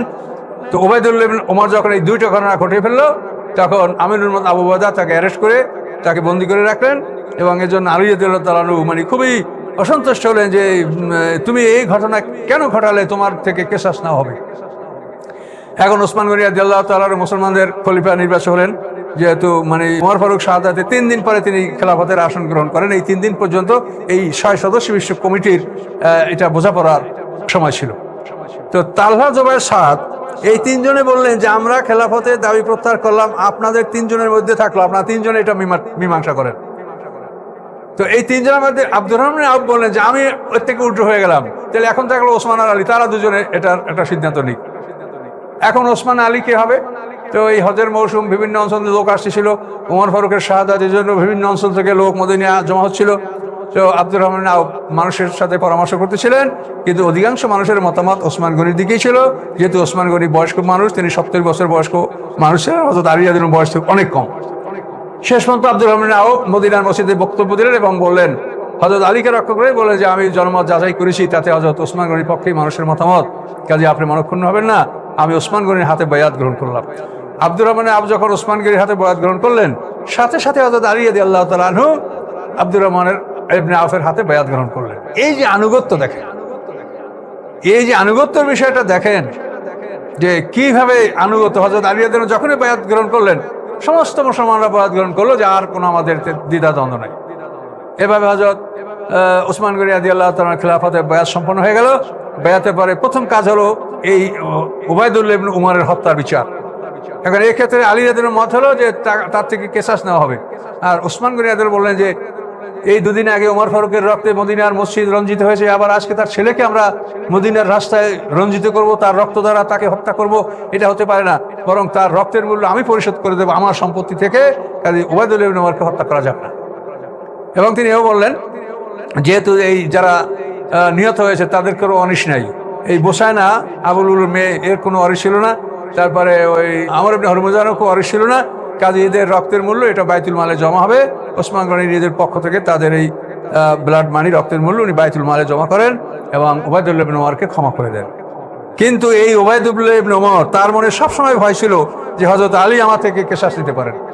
এই জন্য যখনই ওসমান গনি রাদিয়াল্লাহু তাআলা আনহু শাহাদাত বরণ করেন এবং হযরত আলী খলিফা হন, তখন উবাইদুল্লাহ ইবনে উমর পালিয়ে সিরিয়ায় চলে যান মুআবিয়ার আশ্রয়, যে আলী আমাকে হত্যা করতে পারে, আমার থেকে কেসাস নিতে পারে, যেহেতু আকজাম আলী, আলী সবচাইতে কঠিন বিচারক। তো যে আলী এত কঠিন বিচারক, সেই আলী ওসমান হত্যার বিচার করবেন না কি করবেন, এই জন্য যুদ্ধ করে 80,000 মুসলমান এই জীবন দেওয়া লাগে, আলী বিচার করবে না। এই কথাটা বোঝার জন্য আমি খোলাফায়ে রাশিদিনের মধ্যে আপনাদেরকে নিয়ে আসছি যে এই ওসমান হত্যার বিষয়টা এটা একটা জটিল বিষয় ছিল, এটা যথাসময়ে আপনি জানতে পারবেন। সম্মানিত সুধী, এভাবে হযরত ওমর ফারুক রাদিয়াল্লাহু তাআলা শাহাদাত বরণ করলেন, ওসমান গনি রাদিয়াল্লাহু তাআলা খলিফা হলেন। কিন্তু খলিফার 1 বছর পর থেকেই ধীরে ধীরে তিনি ওমর ফারুক যে সমস্ত লোকদেরকে বিভিন্ন পদে নিয়োগ করেছিলেন, প্রাদেশিক গভর্নর, তারপরে ট্রেজারির মালিক, বিভিন্ন সেনাপতির দায়িত্ব ইত্যাদি, এইটা ওসমান গনি রাদিয়াল্লাহু তাআলা আনহু 1 বছর পর থেকেই এই লোকগুলাকে বরখাস্ত করে করে উমাইয়া বংশের লোকদেরকে উনি নিয়োগ দিতে লাগলেন। এর থেকেই ওসমান গনির প্রতি সাধারণ মানুষের যে ক্ষোভ বা বিদ্রোহ, এই বিদ্রোহের বীজ বপন এখান থেকে শুরু। তারপরও ওসমান গনি 11 বছর 11 মাস 17 দিন খেলাফতের দায়িত্ব পালন করেছেন। 6 বছর পর্যন্ত তিনি ভালোই খেলাফতের দায়িত্ব পালন করেছেন, কিন্তু 6 বছর পরে যখন এমন হয়ে গেল যে সমস্ত ক্ষমতাটা উমাইয়াদের হাতে চলে গেল। ওসমান গনির বংশটা হলো উমাইয়া। উমাইয়াকে এটা আপনাদেরকে বলছি, আমাদের রাসূলের পিতার নাম হলো আব্দুল্লাহ, আব্দুল্লাহর পিতার নাম আব্দুল মুত্তালেব, আব্দুল মুত্তালেবের পিতার নাম হলো হাশেম। তা হাশেমের আর এক ভাইয়ের নাম হলো মুত্তালেব। হাশেম, মুত্তালেব, আব্দুল শামস, এরা 3 ভাই আপন ভাই। রাসূলের পরদাদা হাশেম, হাশেমের ভাই মুত্তালেব এবং এই মুত্তালেবের ভাই আব্দুল শামস, এরা 3 ভাই একমার পেটের ভাই, সহোদর ভাই। এরা হলো আব্দুল মান্নাফের সন্তান। তো এখন এই 3 ভাই আব্দুল শামস, হাশেম, মুত্তালেব, এখন হাশেম মুত্তালেব এই 2 ভাই একমতে চলতো, আর আব্দুল শামস আলাদা। এই আব্দুল শামসের ছেলের নাম হচ্ছে উমাইয়া, এর থেকে এই আব্দুল শামসের ছেলে উমাইয়া, এর থেকে উমাইয়া বংশ। তাহলে দুটাই রাসূল সাল্লাল্লাহু আলাইহি ওয়াসাল্লামের বংশের পর্দাদার ক্ষেত্রে যে 3 জন একই দাদা, মানে আল্লাহ রসুলের পর্দাদারা মানে হাশেম, মুত্তালেব, আব্দুল শামস, তারা 3 জন আপন ভাই। এই আব্দুল শামসের ছেলে হলো উমাইয়া।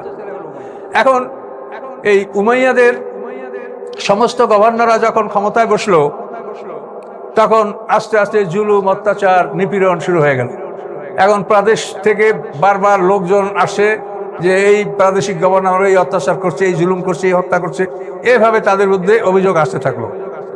এই অভিযোগগুলো আসার পরে হযরত ওসমান রাদিয়াল্লাহু তাআলা হযরত আলীকে ডেকে সবসময় পরামর্শ করতেন যে আলী, এটা আমি কি করব। তখন আলী বুঝায় বলতেন যে আপনার নম্রতার জন্য এটা হচ্ছে, আপনি কঠোর হন, শক্ত হন, আর বনী উমাইয়ার সব লোক আপনার ক্ষমতায় দিয়েছেন, এই জন্য তারা বেপরোয়া হয়ে গেছে, আপনাকে তারা মানে না, কাজে আপনি শক্ত হন। তো ওসমান গনি এরপর বললেন যে ঠিক আছে, আমি কঠোর হব, আমি এরপর মুয়াবিয়া, আমর ইবনে আস, মুগিরা, এদের পরামর্শ আমি নেব না, আমি প্রবীণ সাহাবীদের পরামর্শ অনুযায়ী দেশ চালাবো। এইভাবে ওসমান গনি প্রতিশ্রুতি দিলেন, সবাই মনে মনে শান্ত হলো। কিন্তু কাজ হলো না। ওই বনী উমাইয়াদের জুলুম, অত্যাচার, অবিচার, এটা আস্তে আস্তে বাড়তেই থাকলো। এক পর্যায়ে মিশর থেকে একদল লোক মদিনায় চলে আসলো। তাদের অভিযোগ যে মিশরের গভর্নর আব্দুল্লাহ ইবনে সাদ ইবনে আবি শারা তাদের উপরে নানা রকম জুলুম অত্যাচার করছে। তো এই আব্দুল্লাহ ইবনে সাদ ইবনে আবি শারা, এর সম্পর্কে আপনারা জানবেন, আমি মক্কা বিজয়ের আলোচনা করছি যে মক্কা বিজয়ের দিন আল্লাহ রসুল যে 8 জন লোককে তালিকাভুক্ত করেছিলেন যে তাদেরকে হত্যা করা হবে, তার মধ্যে 1 নম্বরেই ছিল এই আব্দুল্লাহ ইবনে সাদ ইবনে আবি শারার নাম। এই লোক নিজে মনে করতো যে আমার কাছে হয়ে আসে, মুহাম্মদ সাল্লাল্লাহু আলাইহি ওয়াসাল্লামের কাছে যেরকম হয়েছে আমার কাছে ওইরকম হয়ে আসে, এইভাবে মোরতাদ হয়ে সে মদিনা থেকে মক্কায় পালায়ন করেছিল। এই আব্দুল্লাহ ইবনে সাদ ইবনে আবি শারা, সে এই ধরনের অন্যায় করার কারণে আল্লাহ রসুল তাকে হত্যা করার আদেশ দিয়েছেন। কিন্তু মক্কা বিজয়ের দিন ওসমান গনি এসে বলে, ইয়া রাসূলুল্লাহ, এই আব্দুল্লাহ ইবনে সাদ ইবনে আবি শারা আমার দুধ ভাই। আল্লাহ রসুল তার কথার কোনো জবাব দিচ্ছিলেন না। তারপর আবার ওসমান, ইয়া রাসূলুল্লাহ, এই আব্দুল্লাহ ইবনে সাদ ইবনে আবি শারা আমার দুধ ভাই। আল্লাহ রসুল বলেন ঠিক আছে, তাকে ক্ষমা করা হলো। পরবর্তীতে আল্লাহ রসুল বলেন যে প্রথমবার যখন আমি ওসমান গনির কথার কোনো জবাব দিচ্ছিলাম না, তখন তোমরা কেউ এসে তাকে হত্যা কেন করলে না? তো সাহাবারা বলে, ইয়া রাসূলুল্লাহ, আপনি যে এই জন্য চুপ করেছিলেন তা আমরা বুঝতে পারি না। এই লোক মিশরের গভর্নর হওয়ার পরে তার জুলুম অত্যাচারের কারণে মিশর থেকে লোক আসলো মদিনায়। আসার পরে হযরত ওসমান গনি হযরত আলীকে নিয়ে, লোকজন কিনে তাদেরকে বুঝালেন, বললেন। আর আব্দুল্লাহ ইবনে সাদ ইবনে শারাকে কঠিনভাবে হুঁশিয়ার করা হলো যে তুমি যদি সতর্ক না হও তাহলে তোমাকে কঠিনভাবে এর প্রতিশোধ নেওয়া হবে। আব্দুল্লাহ ইবনে সাদ ইবনে আবি শারাকে ওসমান গনি রাদিয়াল্লাহু তাআলা আনহু তাকে সতর্ক করলেন, হুঁশিয়ার করে তাকে চিঠি দিলেন। তার এই লোকগুলিকে মিশরে ফেরত পাঠানো হলো। তো এরা মিশরে যাওয়ার পরে আব্দুল্লাহ ইবনে সাদ ইবনে আবি শারা নিজে সংশোধন হবেন বা সতর্ক হবেন তো দূরের কথা, যারা অভিযোগ করেছিল তাদেরকে এমন পিটান দিল যে পিটানে একটা লোক মরেই গেল। এই ঘটনা ঘটার পরে আবার তারা মিশর থেকে ছুটে আসলো এবং বললো যে আব্দুল্লাহ ইবনে সাদ ইবনে আবি শারা আমাদের সাথে এই আচরণ করেছে। এবারে ওসমান গনি সেই আব্দুল্লাহ ইবনে সাদ ইবনে আবি শারাকে তাকে বরখাস্ত করলেন এবং তার স্থলে মুহাম্মদ ইবনে আবু বকর সিদ্দিক রাদিয়াল্লাহু তাআলা আনহুকে সেই মিশরের গভর্নর নির্বাচন করলেন এবং একটা ডেপুটেটেড দল সহ, চিঠিপত্র সহ মদিনা থেকে তাদেরকে মিশর রওনা করায় দিলেন। এরা মিশরের দিকে যাচ্ছে। 3 মঞ্জিল যাওয়ার পরে হঠাৎ করে দেখা গেল যে দ্রুতগামী একটা উট, হাফসি গোলাম, তার উপরে সওয়ার হয়ে আছে, এটা যাচ্ছে। তখন এরা সন্দেহ করলো যে এখানে কে যাচ্ছে, কি নিয়ে যাচ্ছে। তখন সেটাকে ধরলো। ধরার পরে সেই হাফসি গোলামকে তল্লাশি করে দেখা গেল যে তার কাছে একটা চিঠি, ওসমান গনির শিলমোহর সহ একটা চিঠি, ওসমান গনির লেখা চিঠি। সেই চিঠিতে ওসমান গনি বলেছেন, মিশরের বাদশাহ আব্দুল্লাহ ইবনে সাদ ইবনে আবি সারাকে ওসমান গনি বলেছেন যে মুহাম্মদ ইবনে আবু বকর এবং তার সাথীরা মিশরে পৌঁছার সাথে সাথে তুমি তাদেরকে কতল করে ফেলো। এই চিঠি পাইয়া এদের মানে মস্তিষ্ক মানে গরম হয়ে গেছে, কি ব্যাপার, আমাদেরকে ওসমান গনি সেখানে গভর্নর নির্বাচন করে পাঠালো, আবার তার পিছন থেকে এই চিঠি যাচ্ছে তার শিলমোহর। তখন তারা ওই উট, ওই গোলাম, ওই চিঠি নিয়ে মদিনায় ফিরে আসলেন এবং মদিনায় সিনিয়র সাহাবীদেরকে নিয়ে চিঠি নিয়ে ওসমান গনির সাথে দেখা করলেন এবং জিজ্ঞাসা করলেন যে বলেন এই চিঠি কে দিয়েছে। ওসমান গনি আল্লাহর কসম এই চিঠি আমি দেইনি। তো ওসমান গনির পরে কারো সন্দেহ থাকতে পারে না, তিনি মিথ্যা বলেন না। তখন সবাই বললো তাহলে তো এই চিঠির ব্যাপারটা কি? তো এই চিঠি দিয়েছে মারওয়ান। এই মারওয়ান কে ছিল? মারওয়ান ইবনে হাকাম। এই মারওয়ান ইবনে হাকাম এ ছিল অত্যন্ত বদমাশ লোক, এই মোরতাদ হয়ে গেছিল। আল্লাহ রসুল তার পরিবারকে তায়েফে নির্বাসন দিয়েছিলেন। এই মারওয়ান নিজের নবী সেজে ওয়াজ করত যে আমি রসুল এবং তোমরা আমার সাহাবী, ওয়াজ শোনো। এই বদমাশ মারওয়ান তার পিতা সহ তাকে আল্লাহ রসুল তায়েফে নির্বাসন দিয়েছিলেন এবং ওমর ফারুকের জামানা পর্যন্ত তায়েফ থেকে তারা আসতে পারে নাই। ওসমান গনি রাদিয়াল্লাহু তাআলা এই মারওয়ানকে মদিনা নিয়ে আসেন এবং তিনি আল্লাহ রসুলের কাছ থেকে অনুমতি নিয়েছিলেন বলে তিনি বলেছেন। তো এই মারওয়ানকে আনার পরে মারওয়ানকে তিনি তার সাথে মেয়ে বিয়ে দিয়েছেন, জামাই বানিয়েছেন এবং তাকে প্রধানমন্ত্রী বানিয়েছেন। তো এই মারওয়ানের হাতেই ছিল ওসমান গনির শিলমোহর। কাজে এই মারওয়ান ওসমান গনির শিলমোহর জাল করে এই চিঠি পাঠিয়েছিল মিশরের গভর্নর আব্দুল্লাহ ইবনে সাদ ইবনে আবি সারার কাছে যে মুহাম্মদ ইবনে আবু বকর এবং তার সাথীরা মিশরে পৌঁছার সাথে সাথে তাদেরকে যেন কতল করে দেওয়া হয়। এখন যখন সবাই এটা বুঝতে পারলো এটা মারওয়ানের কাজ, তখন সবাই বলল যে মারওয়ানকে আমাদের হাতে তুলে দেন। তো ওসমান গনিতে রাজি হলো না, যে না এটা সম্ভব না। তখন তারা বললো যে আপনি যদি মারওয়ানকে আমাদের হাতে তুলে না দেন তাহলে আপনি খেলাফত থেকে আপনি পদত্যাগ করেন। ওসমান গনি বললেন এটা আমার পক্ষে সম্ভব না, আমি খেলাফত থেকে পদত্যাগ করব না। আমার এই নিয়ামত, আমার এই সম্মান, এটা আমি নিজ হাতে এই সম্মানের পোশাক আমি খুলব না। এখন বিদ্রোহীরা দুটাই দাবি, হয়তো মারওয়ানকে আমাদের হাতে দেন আর না হয়তো আপনি খেলাফত থেকে ইস্তফা দেন। কোনোটাই ওসমান গনি করতে রাজি না। তখন সিনিয়র সাহাবী যারা মদিনায় ছিল, হযরত আলী ও অন্যান্যরা, তারা বললেন যে আমাদেরকে অনুমতি দেন, আমরা তলোয়ার চালিয়ে বিদ্রোহীদেরকে আমরা দমন করে দিই, তাড়িয়ে দিই। ওসমান গনি বললেন যে না, আমি কখনোই বলবো না যে মুসলমানদের, আমার আদেশে মুসলমানদের ঘাড়ে তলোয়ার উঠবে, এই আদেশ আমি কোনোদিন দেব না। হেরেমের অপমান আমার আদেশে এটা হবে না, আমি করবো না। এখন কি? এখন বিদ্রোহীরা নানাভাবেই সুযোগ পেয়ে গেল। এখন তারা মানে চতুর্দিক থেকে বেশি করে সরগোল শুরু করে দিল। আর এদের মধ্যে ছিল একটা ব্যক্তি, তার নাম হলো আব্দুল্লাহ ইবনে সাবা। এ ছিল এক ইহুদি। এই আব্দুল্লাহ সাবা এসে মুনাফেক পর্যায়ের লোক ছিল, সে মুসলমান দাবি করো কিন্তু আসলে সে ছিল মুনাফেক। এই লোকটার বিরাট একটা সংগঠন ছিল। এই সংগঠনের দাবি হলো এই ওসমান এবং মুয়াদের বিরুদ্ধে যত সব অভিযোগ, মানে সে হযরত আলীর পক্ষের বা সাধারণ মুসলমানের পক্ষের, এভাবেই তার ছিল আন্দোলনের লক্ষ্য। এবং সে রাসূল সাল্লাল্লাহু আলাইহি ওয়াসাল্লাম এবং তার পরিবারের মান সম্মান ফিরিয়ে চান, এটা ছিল তার আন্দোলনের লক্ষ্য। এই সাবাই গ্রুপে অনেক লোক ছিল, আব্দুল্লাহ ইবনে সাবা। এখন ওসমান গনি যখন তাদেরকে তাড়িয়ে দেওয়ার জন্য অস্ত্র ব্যবহার করার আদেশ দিলেন না, তখন কি করা আছে? তখন হযরত আলী রাদিয়াল্লাহু তাআলা তার ছেলে হাসান হোসাইন এবং হযরত আব্দুর রহমান আউফ এবং অন্যান্য সিনিয়র সাহাবীরা তাদের সন্তানদেরকে তলোয়ার দিয়ে ওসমান গনির বাড়ির পাহারার জন্য নিয়োগ করে দিলেন, যে ওসমান গনির বাড়ি যেন কেউ ঢুকতে না পারে। এদিকে বিদ্রোহী ওসমান গনির বাড়িতে খাদ্য পানি ঢোকার ব্যবস্থা বন্ধ করে দিল। হযরত আলী রাদিয়াল্লাহু তাআলা জোর করে তার বাড়িতে খাদ্য পানি সরবরাহ করে দিলেন। ইমাম হাসান এই পাহারাদারি করতে গিয়ে তিনি জখম হয়েছিলেন। এইভাবে ওসমান গনি রাদিয়াল্লাহু তাআলার বাড়ি পাহারা দিয়ে রাখা হচ্ছে। ইতিমধ্যে একদিন ওসমান গনি রাদিয়াল্লাহু তাআলা স্বপ্নে দেখেন যে আবু বকর সিদ্দিক এবং আল্লাহ রাসূল বলেন, ওসমান তুমি জলদি এসো, তোমার ইফতারির জন্য আমরা অপেক্ষা করছি। এই স্বপ্ন থেকে ওসমান গনি পরিবারের লোকজনকে বলেন যে আমি স্বপ্ন দেখেছি, আমার সময় আর নাই, আমি সময় ঘনে আসে। তিনি উত্তম পোশাক করলেন, গোসল করে উত্তম পোশাক করলেন এবং সুগন্ধি লাগালেন, দাসমুক্ত করলেন, অনেক সম্পদ তিনি আল্লাহর পথে ব্যয় করলেন এবং কোরআন শরীফ খুলে পড়তে শুরু করলেন। তিনি এই কোরআন শরীফ পড়তেছিলেন, এমন সময় ওসমান গনির গৃহে 4টা লোক প্রবেশ করলো। তার মধ্যে মুহাম্মদ ইবনে আবু বকর ছিল, আরো 3টা সাবাই সম্প্রদায়ের লোক। তো এই 4টে লোক ঢোকার পরে হযরত মুহাম্মদ ইবনে আবু বকর সিদ্দিক ছিলেন। মুহাম্মদ ইবনে আবু বকর ওসমান গনির দাড়ি ধরে টান দিলেন। তখন ওসমান গনি বলেন যে ভাতিজা, তোমার বাবা আবু বকর যদি জীবিত থাকতো তো এই দৃশ্যটা তার কাছে কেমন লাগতো বলো। এই বলার সাথে সাথে মুহাম্মদ ইবনে আবু বকর ওসমান গনির দাড়ি ছেড়ে দিয়ে তার বাড়ি থেকে বের হয়ে পড়লেন। কিন্তু অন্য 3টা লোক ভিতরে ছিল, একজনের তলোয়ারে আঘাত করলো, একজনের লাঠ দিয়ে আঘাত করলো, ওসমান গনিকে ধরাশায়ী করলো এবং ওখানেই তাকে শহীদ করে দিল। স্ত্রী নাইলা ঠেকাবার জন্য হাত বাড়াইছিল, তার একটা আঙ্গুল কেটে পড়ে গেল এবং কোরআন শরীফ পড়া ছিল। কোরআন শরীফের আয়াত ফাসায়াকফিকাহুমুল্লাহু ওয়াস সামিউল আলিম, এই আয়াতের উপরে ওসমান গনির রক্ত পড়েছিল। এভাবে ওসমান গনি শহীদ হয়ে বাড়িতে পড়ে থাকলেন। এখন দেখেন সমস্যাটা কি? সমস্যাটা হলো যে ওসমান গনি যে গৃহে শাহাদাত বরণ করেন সেখানে একমাত্র তার স্ত্রী নায়লা ছিল, আর কোনো পুরুষ লোক ছিল না। এখন নায়লা বলে যে মোহাম্মদ ইবনে আবু বকর ওসমানের দাড়ি ধরেছে, কিন্তু ওসমান গনি ওই কথা বলার পরে সে পালিয়ে গেছে, সে ওসমানকে হত্যা করে নাই। আর বাকি 3টা লোক একে ওই নায়লা চিনে না।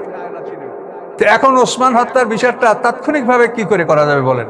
তো ওসমান গনির লাশ 2 দিন পর্যন্ত এভাবে বাড়িতে পড়ে থাকলো, কেউ সাহস করে তার বাড়ির ভিতরে ঢোকে না, জানাজা তার দাফন কাফনের ব্যবস্থা হচ্ছে না। শেষ পর্যন্ত রাতের অন্ধকারে 2 দিন পর হযরত আলী রাদিয়াল্লাহু তাআলা আনহু তার বাড়িতে প্রবেশ করেন এবং মাত্র 17 জন লোক তার জানাজার নামাজ পড়েন। এরপরে তারপর জান্নাতুল বাকিতে তাকে সমাধিস্থ করা হয়, তাকে কবর দেওয়া হয়। এইভাবে ওসমান গনি রাদিয়াল্লাহু তাআলা আনহুর কবর দেওয়ার পরে এখন খেলাফতের বিষয়টা নিয়েই সকলের চিন্তা। তো এরপরে হযরত আলী রাদিয়াল্লাহু তাআলার খেলাফত। তো ওসমান গনি শাহাদাত বরণ করার পর তিনি দীর্ঘ 12 বছর অর্থাৎ 11 বছর 11 মাস আরো কয়েকদিন খেলাফতের দায়িত্ব পালন করার পর তিনি শাহাদাত বরণ করেন। তো শাহাদাত গ্রহণ করার পরে 35 হিজরিতে হযরত আলী রাদিয়াল্লাহু তাআলা আনহু খেলাফতের দায়িত্ব গ্রহণ করলেন। প্রথমে তো এই ওসমান অর্থাৎ বিরোধী যারা বিভিন্ন প্রদেশ থেকে যারা মানে বিরোধী হিসাবে মদিনায় এসে অভিযোগ করছিল, এই সকল বিরোধীরা হযরত আলীকে সমর্থন করছে। এখন এই বিরোধীদের অনুরোধে হযরত আলী রাদিয়াল্লাহু তাআলা আনহু খেলাফতের দায়িত্ব গ্রহণ করতে রাজি হননি। এরপরে দেখা গেল যে মদিনার আনসার মুহাজির যারা বেঁচে আছেন তারা সবাই বলল হযরত আলীকে যে আপনি ছাড়া এখন এই মুহূর্তে এই খেলাফতের দায়িত্ব গ্রহণ করার মতো অন্য কেউ নাই। এইটা যখন মুহাজির এবং আনসাররা অনুরোধ করলেন তখন হযরত আলী রাদিয়াল্লাহু তাআলা আনহু খেলাফতের বায়াত গ্রহণ করতে রাজি হলেন এবং মানুষেরা খেলাফতের বায়াত গ্রহণ করলো। এবং কিছু সিনিয়র সাহাবীরা নীরব থাকলেন এই জন্য যে এখন 2টা দলে মুখোমুখি একটা সংঘর্ষ চলছে, এখন যদি আমরা আলীকে সমর্থন করি তাহলে বুঝাবে যে আমরা এই দল, কাজে আমরা কোনো দলের না, নিরপেক্ষ, এইটা বুঝাবার জন্য আমরা একটু খেলাফতের বায়াতটা একটু বিলম্বে করব। কিন্তু বিরোধিতা কেউ হযরত আলীর করেননি। এভাবে হযরত আলী রাদিয়াল্লাহু তাআলা খেলাফতের বায়াত হয়ে গেল। বায়াত হয়ে যাওয়ার পরে শুধু মানে একটা প্রদেশ সিরিয়া, এই প্রদেশের লোকেরা হযরত আলীর বায়াত গ্রহণ করলো না। সিরিয়ার যে গভর্নর ছিল মুয়াবিয়া, তিনি একাধারে 22 বছর পর্যন্ত সিরিয়ার তিনি প্রাদেশিক গভর্নর ছিলেন। তার একটা প্রভাব এবং অত্যন্ত বিচক্ষণ রাজনীতিবিদ, অনেক জ্ঞানী মানুষ মুয়াবিয়া। সে 22 বছর পর্যন্ত সিরিয়ার প্রাদেশিক গভর্নর ছিলেন। কাজেই উনি হযরত আলীর বায়াত গ্রহণ করলেন না, বরং হযরত ওসমান রাদিয়াল্লাহু তাআলা আনহুর রক্তমাখা জামা, তার স্ত্রী নায়লার কাটা আঙ্গুল, কোরআন পাকে রক্ত পড়েছে ফাসাইয়া ফিকাহুমুল্লাহু সামিউল আলিম আয়াতের উপরে, এগুলি সব উমাইয়াদের মাধ্যমে সংগ্রহ করে তিনি সিরিয়ায় হযরত আলীর বিরুদ্ধে ব্যাপক প্রোপাগান্ডা প্রচার শুরু করে দিলেন। আর প্রকাশ্য কারণ হলো যে সকল বিদ্রোহীরা হযরত আলীকে সমর্থন করছে, তাহলে তার মানে এই বিদ্রোহীদের নেতৃত্ব দিচ্ছে হযরত আলী, নাউজুবিল্লাহ। দেখেন ঘটনাটা কিভাবে করাচ্ছে, আলী কি করে ঠেকাবেন। এবং যারা রাজনীতি করে তাদের যে বুদ্ধি আর জান্নাতি মানুষের বুদ্ধি এক না। জান্নাতি মানুষ সম্পর্কে হাদিসে বলা হয়েছে যে আহলুল জান্নাতে বলহুন, যে জান্নাতি মানুষরা এরা বোকা হয়, মানে জান্নাতি মানুষদের দুনিয়ার সম্পর্কে কোনো জ্ঞান থাকে না, আসলেই বাস্তব। তো এখন এই ওসমান হত্যাকে কেন্দ্র করে তাদের উদ্দেশ্য যে আমরা ক্ষমতা দখল করব, এইভাবে সিরিয়ায় ব্যাপক হযরত আলীর বিরুদ্ধে প্রচার এবং ওসমান হত্যার দাবি, ওসমান হত্যার বিচার আগে হোক তারপর আমরা বায়াত করব। ওসমান হত্যার বিচার আগে হোক, ওসমানকে কে কে হত্যা করছে তাদেরকে আমাদের হাতে আগে তুলে দেওয়া হোক, তারপর আমরা আলীর বায়াত করব। এখন দেখেন সমস্যাটা কোথায়। হযরত ওসমান রাদিয়াল্লাহু তাআলা আনহু যে গৃহে শাহাদাত বরণ করেছেন সেখানে তার একমাত্র স্ত্রী নায়লা এছাড়া আর কেউ উপস্থিত ছিল না। এখন সে মহিলা চিনে হযরত আবু বকর সিদ্দিকের ছেলে মুহাম্মদ ইবনে আবু বকরকে, এরা তো বলতে গেলে এক পরিবারের লোক, যে মুহাম্মদ ইবনে আবু বকর আরো 3টা লোক সহ সেই রুমে ঢুকেছে। মুহাম্মদ ইবনে আবু বকর হযরত ওসমান গনি রাদিয়াল্লাহু তাআলা দাড়ি ধরে টান দিয়েছে। তখন ওসমান গনি বলে যে বাবা, তোমার পিতা আবু বকর জীবিত থাকলে এই দৃশ্যটা তার কাছে কেমন লাগতো বলো তো। লজ্জায় উনি দাড়ি ছেড়ে দেয় ও গৃহ থেকে বের হয়ে চলে গেলেন। এরপরে সাবাই সম্প্রদায়ের লোকেরা হযরত ওসমানকে শহীদ করেছেন। আব্দুল্লাহ ইবনে সাবা, এই লোকটা হলো ইয়ামানের বাসিন্দা এবং সে ছিল ইহুদি। সে কপট, সে মুনাফিক, মুসলমানদের মধ্যে ফিতনা সৃষ্টি করার জন্যই সে ইসলাম প্রকাশ করেছে যে আমি মুসলমান, কিন্তু সে মুসলমান ছিল না। এখন দেখেন কোথায় সিরিয়া, কোথায় মদিনা, মদিনা থেকে মক্কা, আর মক্কা থেকে আরো সেই 500-600 মাইল দক্ষিণ হল সেই ইয়ামান। সে ইয়ামানের বাসিন্দা হলো আব্দুল্লাহ ইবনে সাবা। এই আব্দুল্লাহ ইবনে সাবার গ্রুপরাই হযরত ওসমানকে শহীদ করেছে। এখন নাইলা সে আবু বকর সিদ্দিকের ছেলের কথা বলে যে মোহাম্মদ ইবনে আবু বকর ঘরে ঢুকেছে, ওসমান গনির দাড়ি ধরে টান দিয়েছে, কিন্তু এরপরে সে ঘর থেকে বের হয়ে গেছে, সে ওসমানকে হত্যা করে নাই। এখন বাকিরা তাকে হত্যা করেছে। এখন এদেরকে নাইলা চিনে না, এখন এদেরকে কিভাবে বিচারের সম্মুখীন করা হবে? এবং দেখেন তারা এমন অ্যাস্ট্রুট পলিটিশিয়ান যে মোহাম্মদ ইবনে আবু বকর ঘর থেকে বের হয়ে গেছে। এখন এই বিষয়টা উদ্ঘাটন করার জন্য যদি মোহাম্মদ ইবনে আবু বকরকে জিজ্ঞাসাবাদ করা হতো তাহলে হয়তো একটা বিষয়টা জানা যাইতো বা কিছু একটা করা যেত। কিন্তু হযরত আলী রাদিয়াল্লাহু তাআলা আনহু এবং মুআবিয়ার মধ্যে দুমাতুল জান্দালের সালিশি যখন হলো এবং বিশ্বাসঘাতকতামূলক সালিশি হলো, এই সালিশির পরে হযরত আলী রাদিয়াল্লাহু মনক্ষুণ্ণ হয়ে গেলেন। এরপরে মুআবিয়ার গ্রুপ হযরত আলী রাদিয়াল্লাহু যে প্রদেশগুলি অর্থাৎ অন্যান্য মানে সিরিয়া ছাড়া অন্য সকল এই প্রদেশে উনি হামলা করতে লাগলেন। এবং মিশর একটা প্রদেশ, এই মিশরের গভর্নর ছিলেন তখন মোহাম্মদ ইবনে আবু বকর, আবু বকর সিদ্দিকের ছেলে মোহাম্মদ ইবনে আবু বকর হযরত আলী রাদিয়াল্লাহু জামানায়। এখানে মুআবিয়ার বাহিনী আমর ইবনে আস এবং মোহাম্মদ ইবনে খাদিজ এরা আবু বকর সিদ্দিকের ছেলে মোহাম্মদ ইবনে আবু বকর আক্রমণ করলো। আক্রমণ করে তাকে পরাজিত করলো। পরাজিত করার পর তাকে মরা গাধার চামড়ায় জড়াইয়া আগুন দিয়ে পুড়ে মেরে ফেললো। এখন দেখেন এই মোহাম্মদ ইবনে আবু বকরকে মারা, এটা হলো যে ওসমান হত্যার বিচারকে একেবারেই গুম করে দেওয়া। এগুলো রাজনীতি, এটা এখনো পৃথিবীতে এরকম রাজনীতি চলে যে একটা হত্যা উদ্ঘাটন হলে তাতে অনেক সমস্যা হয়ে যাবে, কাজে আসামি যারা তাদেরকে মেরে ফেলো বাস, তাহলে আর এই মাসলার আর কোনো ফয়সালা হবে না। তাহলে এই রাজনীতি কিন্তু ইসলামের ওই যুগ থেকেই শুরু হয়েছে। এই মোহাম্মদ ইবনে আবু বকরকে তারা যদি মেরে না ফেলে, তাকে যদি তারা বন্দি করতো এবং তার কাছে জিজ্ঞাসা করতো যে আসলে ওসমানকে কে কে হত্যা করছে, তাহলে হয়তো বা সে চিনতেও পারে বা নাও চিনতে পারে। এমন হতে পারে যে সাবাই সম্প্রদায়ের লোক, এগুলো ইয়ামানের লোক। ইয়ামানটা কোথায়? এটা ম্যাপ দেখেন, ইয়ামানটা কোথায়? কোথায়? মদিনা থেকে এলো 300 মাইল দূরে। মক্কা থেকে আরো 300 মাইলের বেশি দক্ষিণে হলো ইয়ামান। এখন সেইখানের লোকেরা যদি ওসমান রাদিয়াল্লাহু হত্যা করে, তো আবু বকর সিদ্দিকের ছেলে সেও নাও চিনতে পারে তাদেরকে। কাজে এই জটিল বিষয়, অর্থাৎ আবু বকর সিদ্দিকের ছেলে মোহাম্মদ আবু বকরকে তারা আগুনে পোড়ায় মেরে ফেললো। এখন এই আমর ইবনে আস সে কিন্তু সাহাবী। খালেদ ইবনে ওলীদ এবং আমর ইবনে আস একসঙ্গে হুদায়বিয়া সন্ধির পরে মদিনায় আল্লাহ রাসূলের কাছে হাজির হয়ে তারা ইসলাম গ্রহণ করছে। খালেদ ইবনে ওলীদও সাহাবী, আমর ইবনে আসও সাহাবী। কিন্তু খালেদ ইবনে ওলীদকে আল্লাহ রাসূল তার জীবনেই সাইফুল্লাহ উপাধি দিয়েছেন। এবং এই খালেদ ইবনে ওলীদ আল্লাহ রাসূল ইন্তেকালের পরে আবু বকর সিদ্দিক, ওমর ফারুক এদের জমানায় সে দীর্ঘকাল সেনাপতির দায়িত্ব পালন করেছেন। কই তার ব্যাপারে তো কোনো সমালোচনা থাকে নাই। কিন্তু আমর ইবনে আস তার কাজেই, তার পিতার নাম হলো আজ ইবনে ওয়াইল। এগুলি শোনেন, একটা মানে এটা মানে শরীয়তের দৃষ্টিতে মনে হয় যে আমার এই কথাটা বলা ঠিক হবে না। যদি নবী রাসূলরা কোনো মানুষের উপরে অসন্তুষ্ট হন, তার প্রতিফলটা অনেক দূরে পৌঁছে যায়। তার কারণ আল্লাহ রাসূলের সর্বশেষ সন্তান কি নাম তার, মারিয়া কাবতিতি ইব্রাহিম। তো এ যখন মারা যায় 8ম হিজরিতে, তখন মদিনার গলিতে আজ ইবনে ওয়াইল, এই ওমর ইবনে আজের বাবা, আমর ইবনে আজের বাবা আজ ইবনে ওয়াইল মদিনার গলিতে চিৎকার করে করে বলছে, বাত্তারা মোহাম্মদ, বাত্তারা মোহাম্মদ। মোহাম্মদ নির্বংশ হয়ে গেল, মোহাম্মদ নির্বংশ হয়ে গেল। তার একটা ছেলে ছিল, তাও মারা গেল। কাজে ও নির্বংশ মরে গেলে ওর দিন কে দেখবে? ও যাবে তো ওর ধর্ম শেষ হয়ে যাবে। ওই যে আছে না রাইবাল মানুষ, যে আপনার মৃত্যুর অপেক্ষা করে যে আপনি মরে গেলেই আপনার ধর্ম শেষ হয়ে যায়, আপনার ছেলে পেলে নাই। তা আল্লাহ তার জবাবে কি বললেন? রাফা'না লাকা যিকরাক, যে নবী আপনার স্মরণকে, আপনার নামকে আমি এমনভাবে সমুন্নত করে দিলাম যে আমার নামের সাথে, আমি আল্লাহ আমার নামের সাথে আপনার নাম পৃথিবীতে 5 বার আযানের ধ্বনিতে সমস্ত পৃথিবীর মিনার থেকে আমার নামের সাথে আপনার নামটা উচ্চারিত হবে। আশহাদু আন্না মুহাম্মাদুর রাসূলুল্লাহ নাম থাকার জন্য ছেলে লাগবে? তো আল্লাহ এভাবে আল্লাহ রাসূলকে সম্মান দিলেন।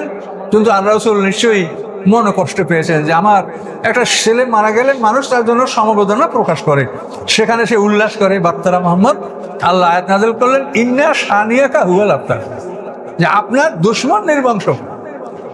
তো বংশ নির্বংশ, তারপরও বংশ আছে, কিন্তু সেখানে তাফসীরকাররা বলেছেন যে সে নির্বংশ, তারপর যদি তার বংশ থাকে তাহলে থাকবে বেইজ্জতের সহিত দুর্নামের সহিত।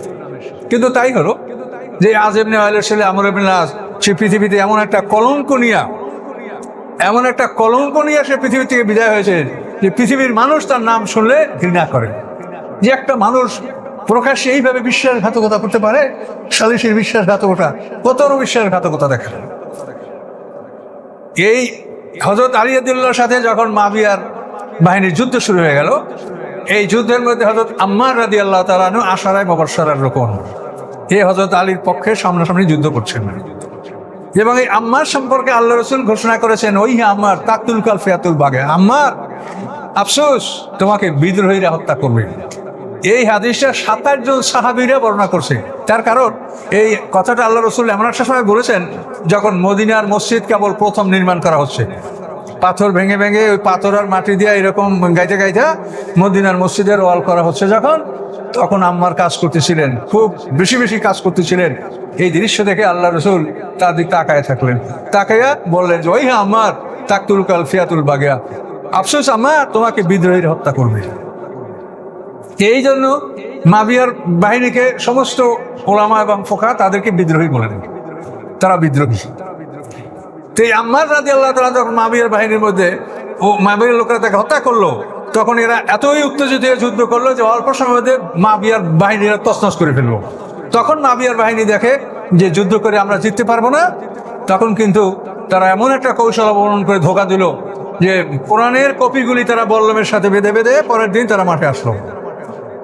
দামেস্কে কোরআনের যতগুলি ছিল কপি, মানে কাতেব ওহীদের কাছে যে কপিগুলো ছিল ওগুলো বল্লমের মাথায় করে তুলে তুলে, এবং সবচেয়ে বড় কপিটা 5টা বল্লমের মাথায় তুলে ময়দানে আসলো আর বললো যে আমাদের ফয়সালা করবে কোরআন।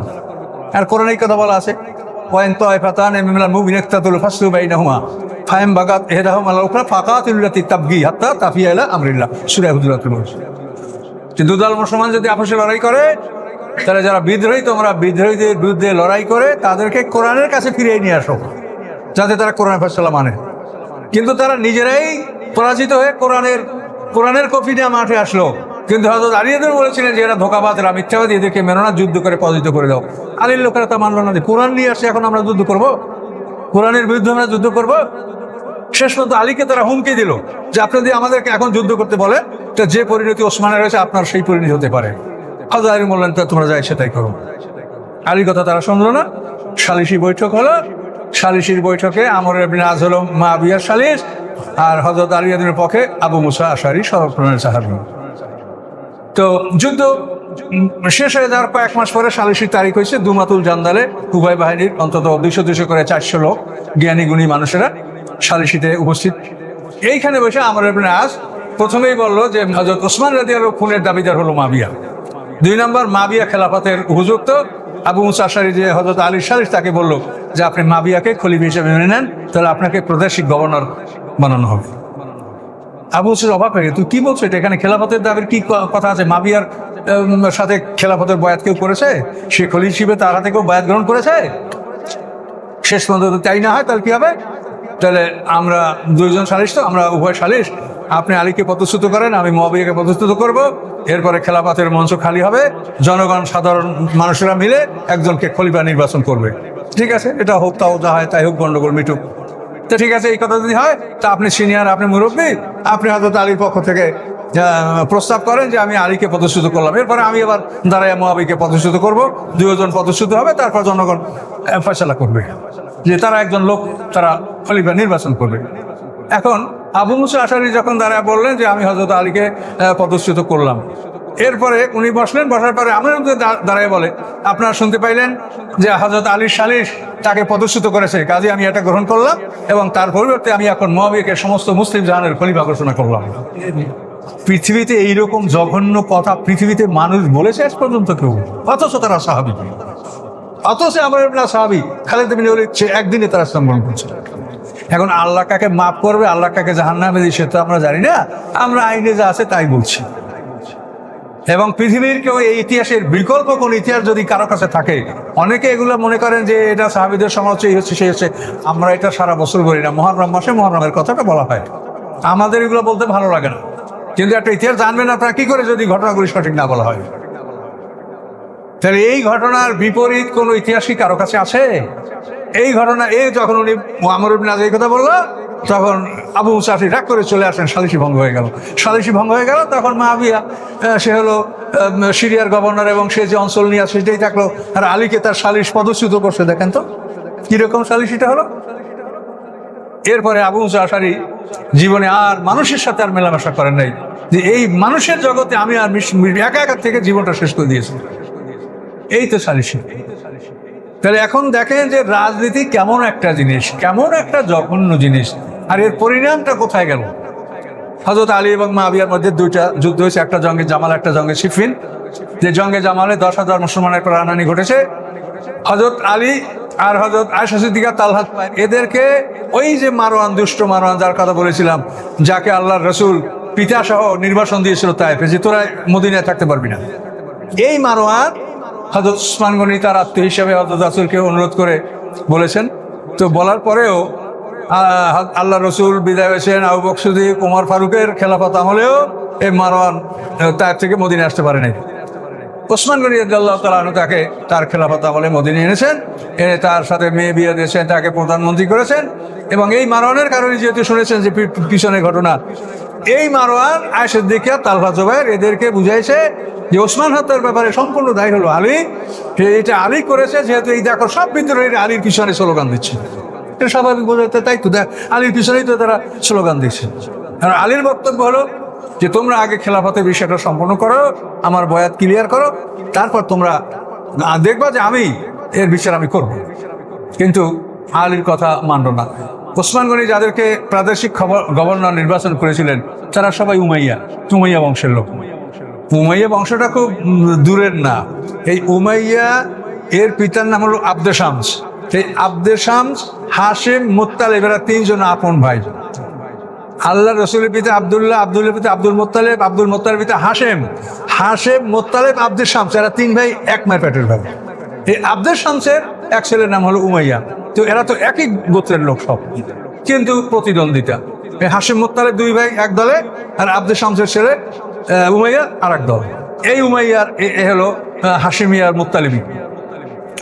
তো এখন এই দ্বন্দ্বটা নিয়ে ওই মারওয়ান হযরত আশিদ্দিক হজে গিয়েছিলেন, তালহা, জুবায়ের হজে গিয়েছিলেন, ওই বছর আল্লাহ রসুলের স্ত্রী উম্মে সালমা হজে গিয়েছিলেন, হাফসা রাদিয়াল্লাহু তাআলা আনহা সে হজে গিয়েছিলেন। কিন্তু উম্মে সালমা, হাফসা তারা ওই মারওয়ানের পরামর্শ গ্রহণ না করে ওনার মদিনায় ফিরে এসে আলীকে খবর দিয়েছে যে এই অবস্থা চলছে। হযরত আয়েশা সিদ্দিকা এবং তালহা এবং জুবায়ের তারা হযরত আলীর বিরুদ্ধে, মানে ওসমান হত্যার দাবি নিয়ে তারা মানে একটা সৈন্য সভার সাথে তারা বসায় গেলেন।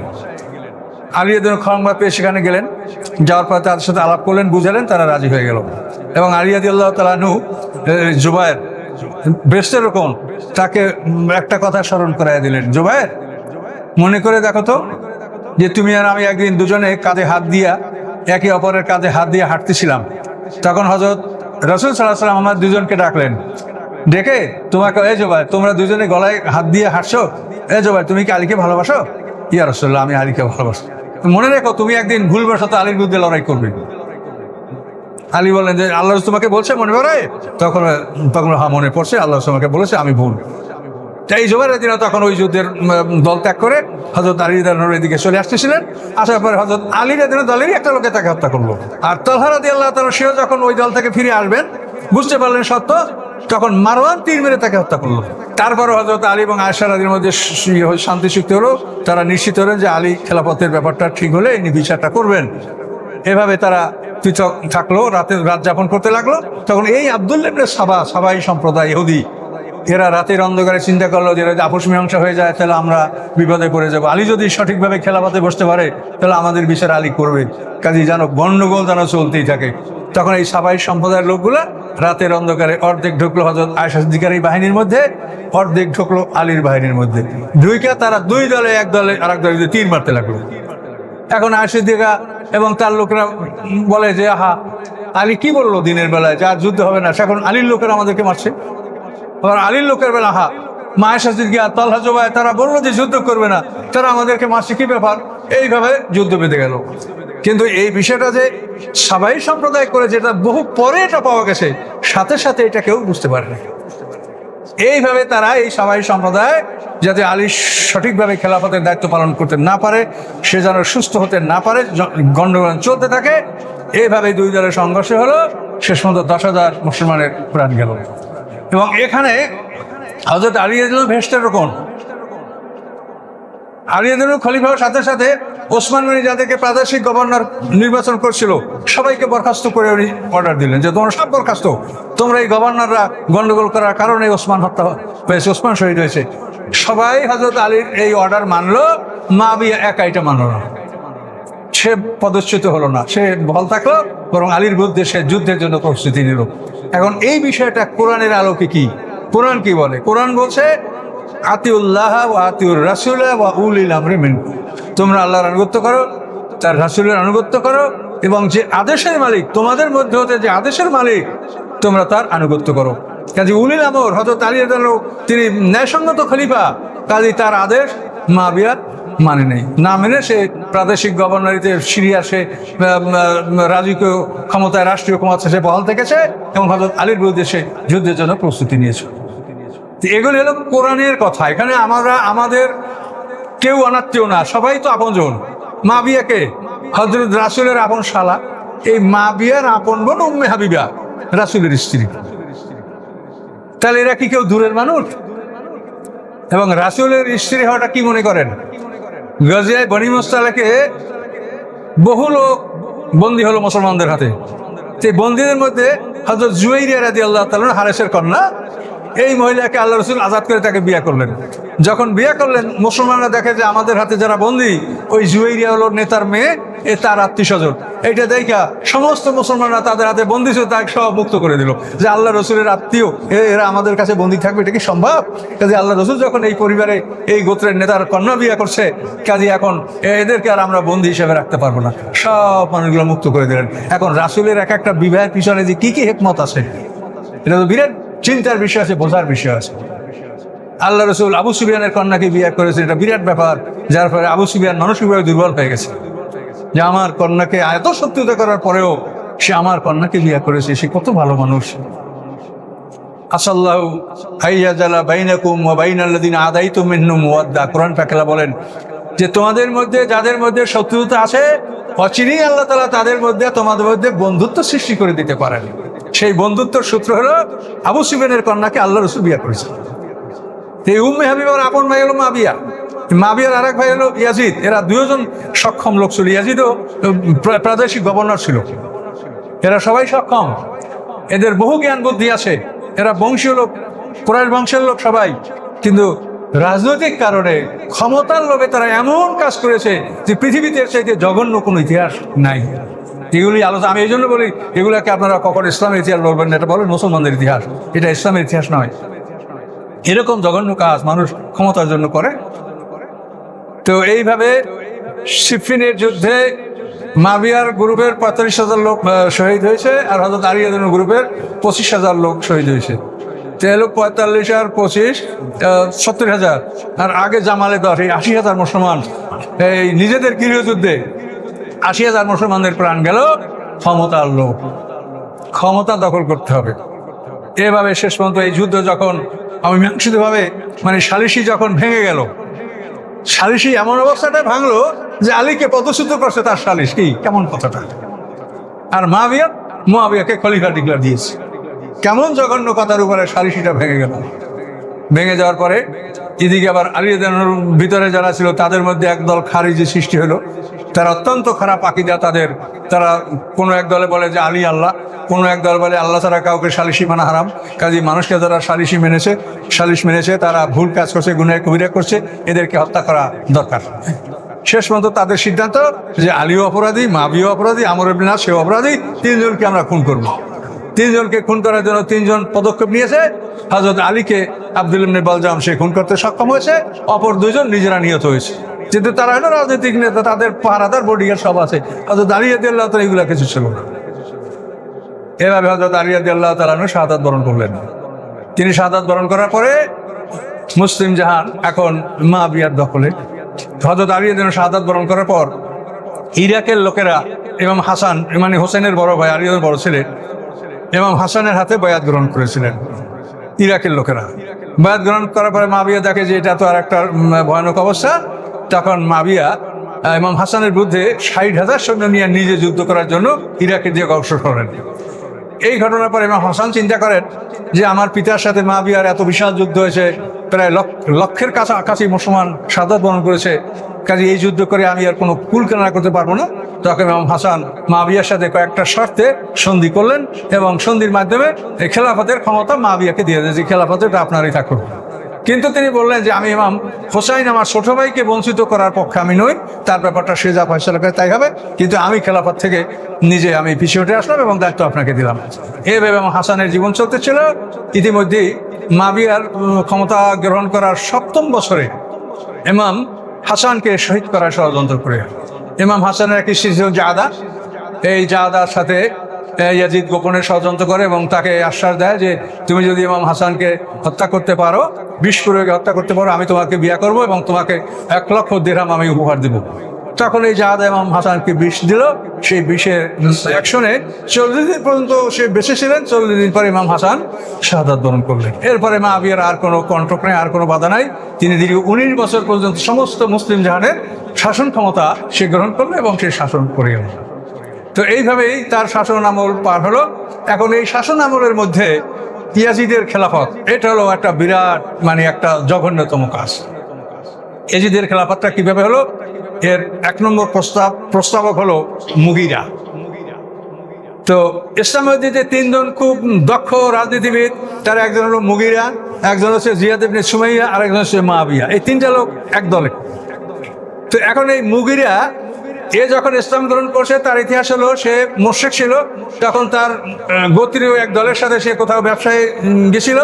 সেখানে সে ষড়যন্ত্র করে তার দলীয় লোক সব হত্যা করে তাদের সমস্ত সম্পদ লুটতরাজ করে সে মুসলমানদের কাছে এসে হাজির হলো এবং সে ইসলাম গ্রহণ করলো।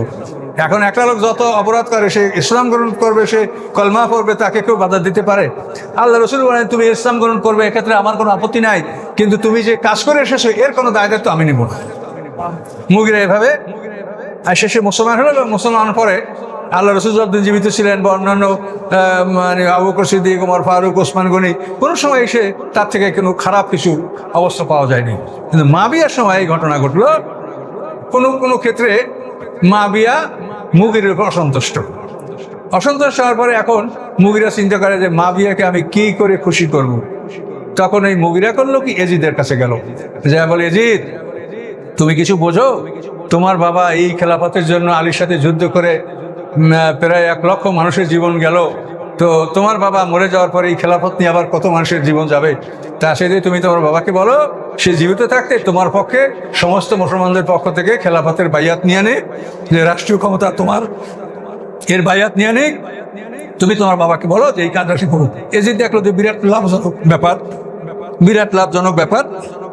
তখন ইয়াজিদ মুআবিয়াকে বলল যে আব্বা, আপনি মরে যাওয়ার পরে খেলাফতের ব্যাপারে আবার আপনি মারা যাওয়ার পরে খেলাফতের ব্যাপারে কত না কিছু গন্ডগোল হবে।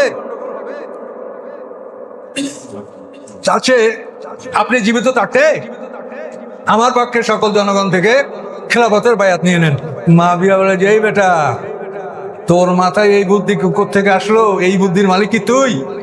তোকে এই পরামর্শ কে দিয়েছে? বসে আমাকে বসে মুগিরা। আচ্ছা ঠিক আছে, আমি দেখি।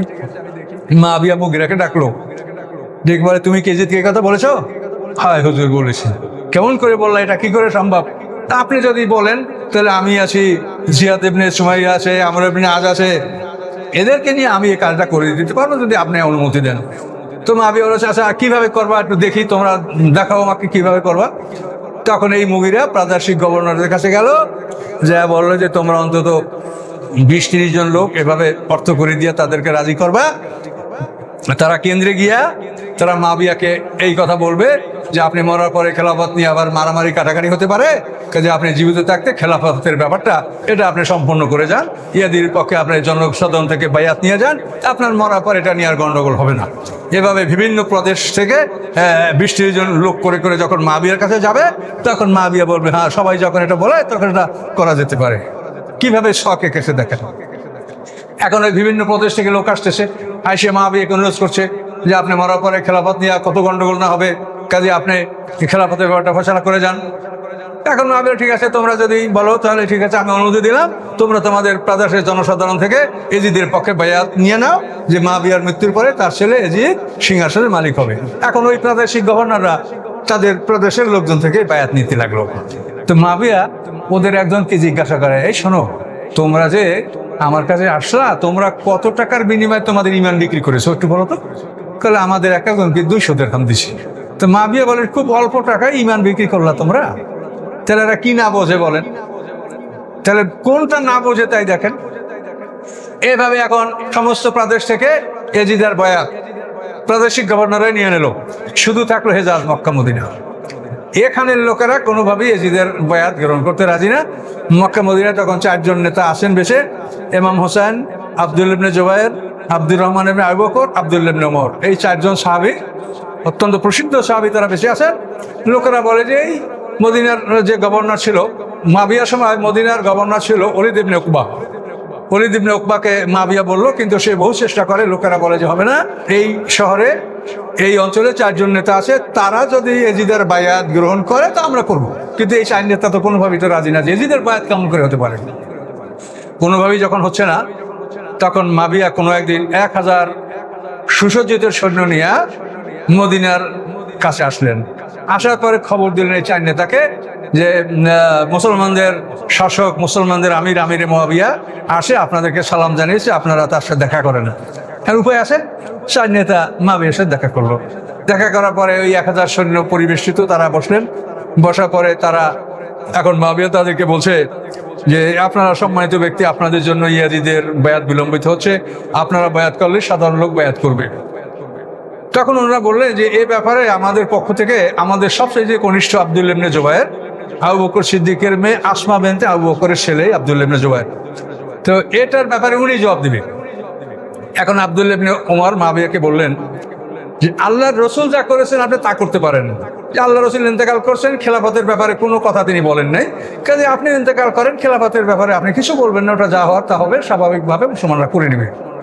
অথবা আপনি পারেন, আবু বকর সিদ্দিক যা করেছেন, তিনি একজন ভালো মানুষের প্রস্তাব করেছেন এবং পরামর্শক্রমে এই প্রস্তাবটা করেছেন।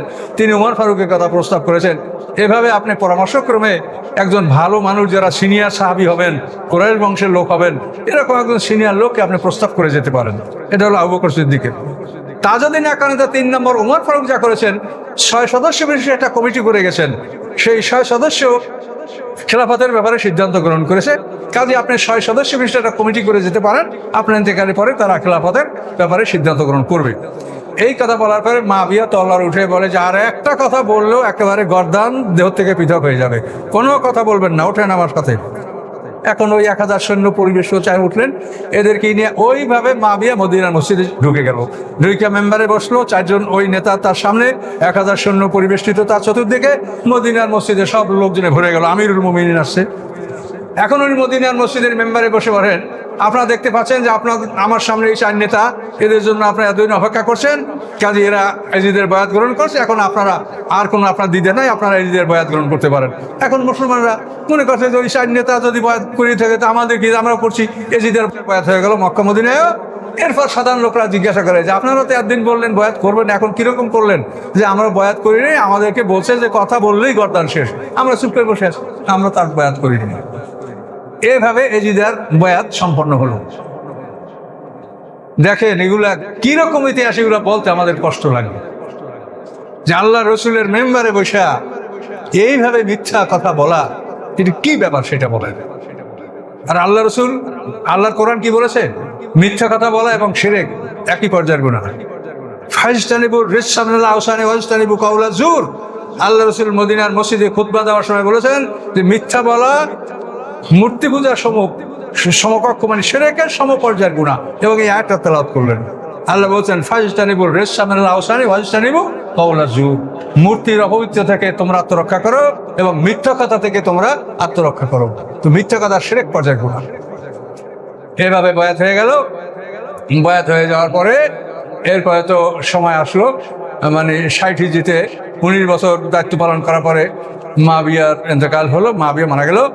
মাবিয়া মারা যাওয়ার পরে তো খেলাফতের ব্যাপারে তো নিষ্পন্ন হয়ে এখন এজিদ, খলিফা এজিদ মাবিয়ার ইন্তেকালের সময় উপস্থিত ছিল না।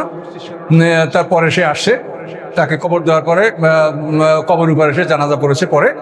তো এভাবে এজিদ এখন মুসলমানদের আমির, খেলাফত তো শেষ, আলী পর্যন্ত, আলিয়ার পর্যন্ত খেলাফত শেষ, সে মুসলমানদের আমির।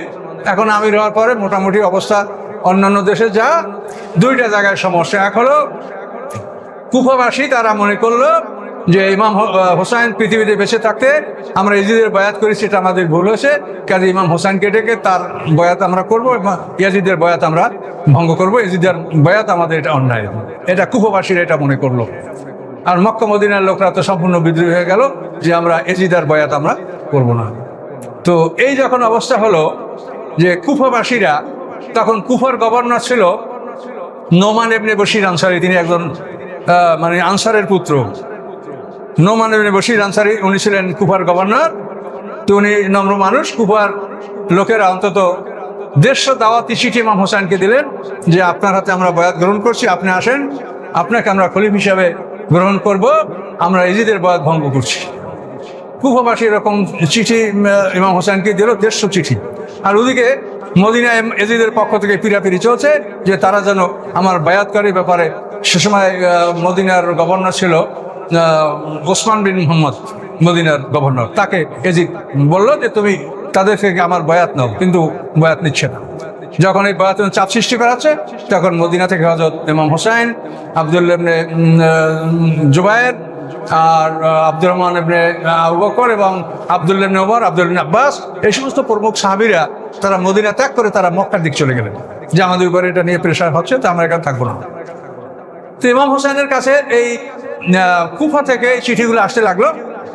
তখন তিনি চিন্তা করলেন যে আমি কুফা যাব, কিন্তু তার অন্যান্য সাথীরা বললেন যে খবরদার, আপনি কুফা যাবেন না, কুফাবাসীরা গাদ্দার, ওরা কিন্তু আপনার সাথে গাদ্দারি করবে, আপনি অন্যদিকে যান, মক্কা থেকে যান অথবা ইয়ামান যান। ইমাম হোসেন বলেন যে ইয়ামান থেকে তো আমাকে দাওয়াত করা হয়নি, আমি সেখানে কি করে যাব?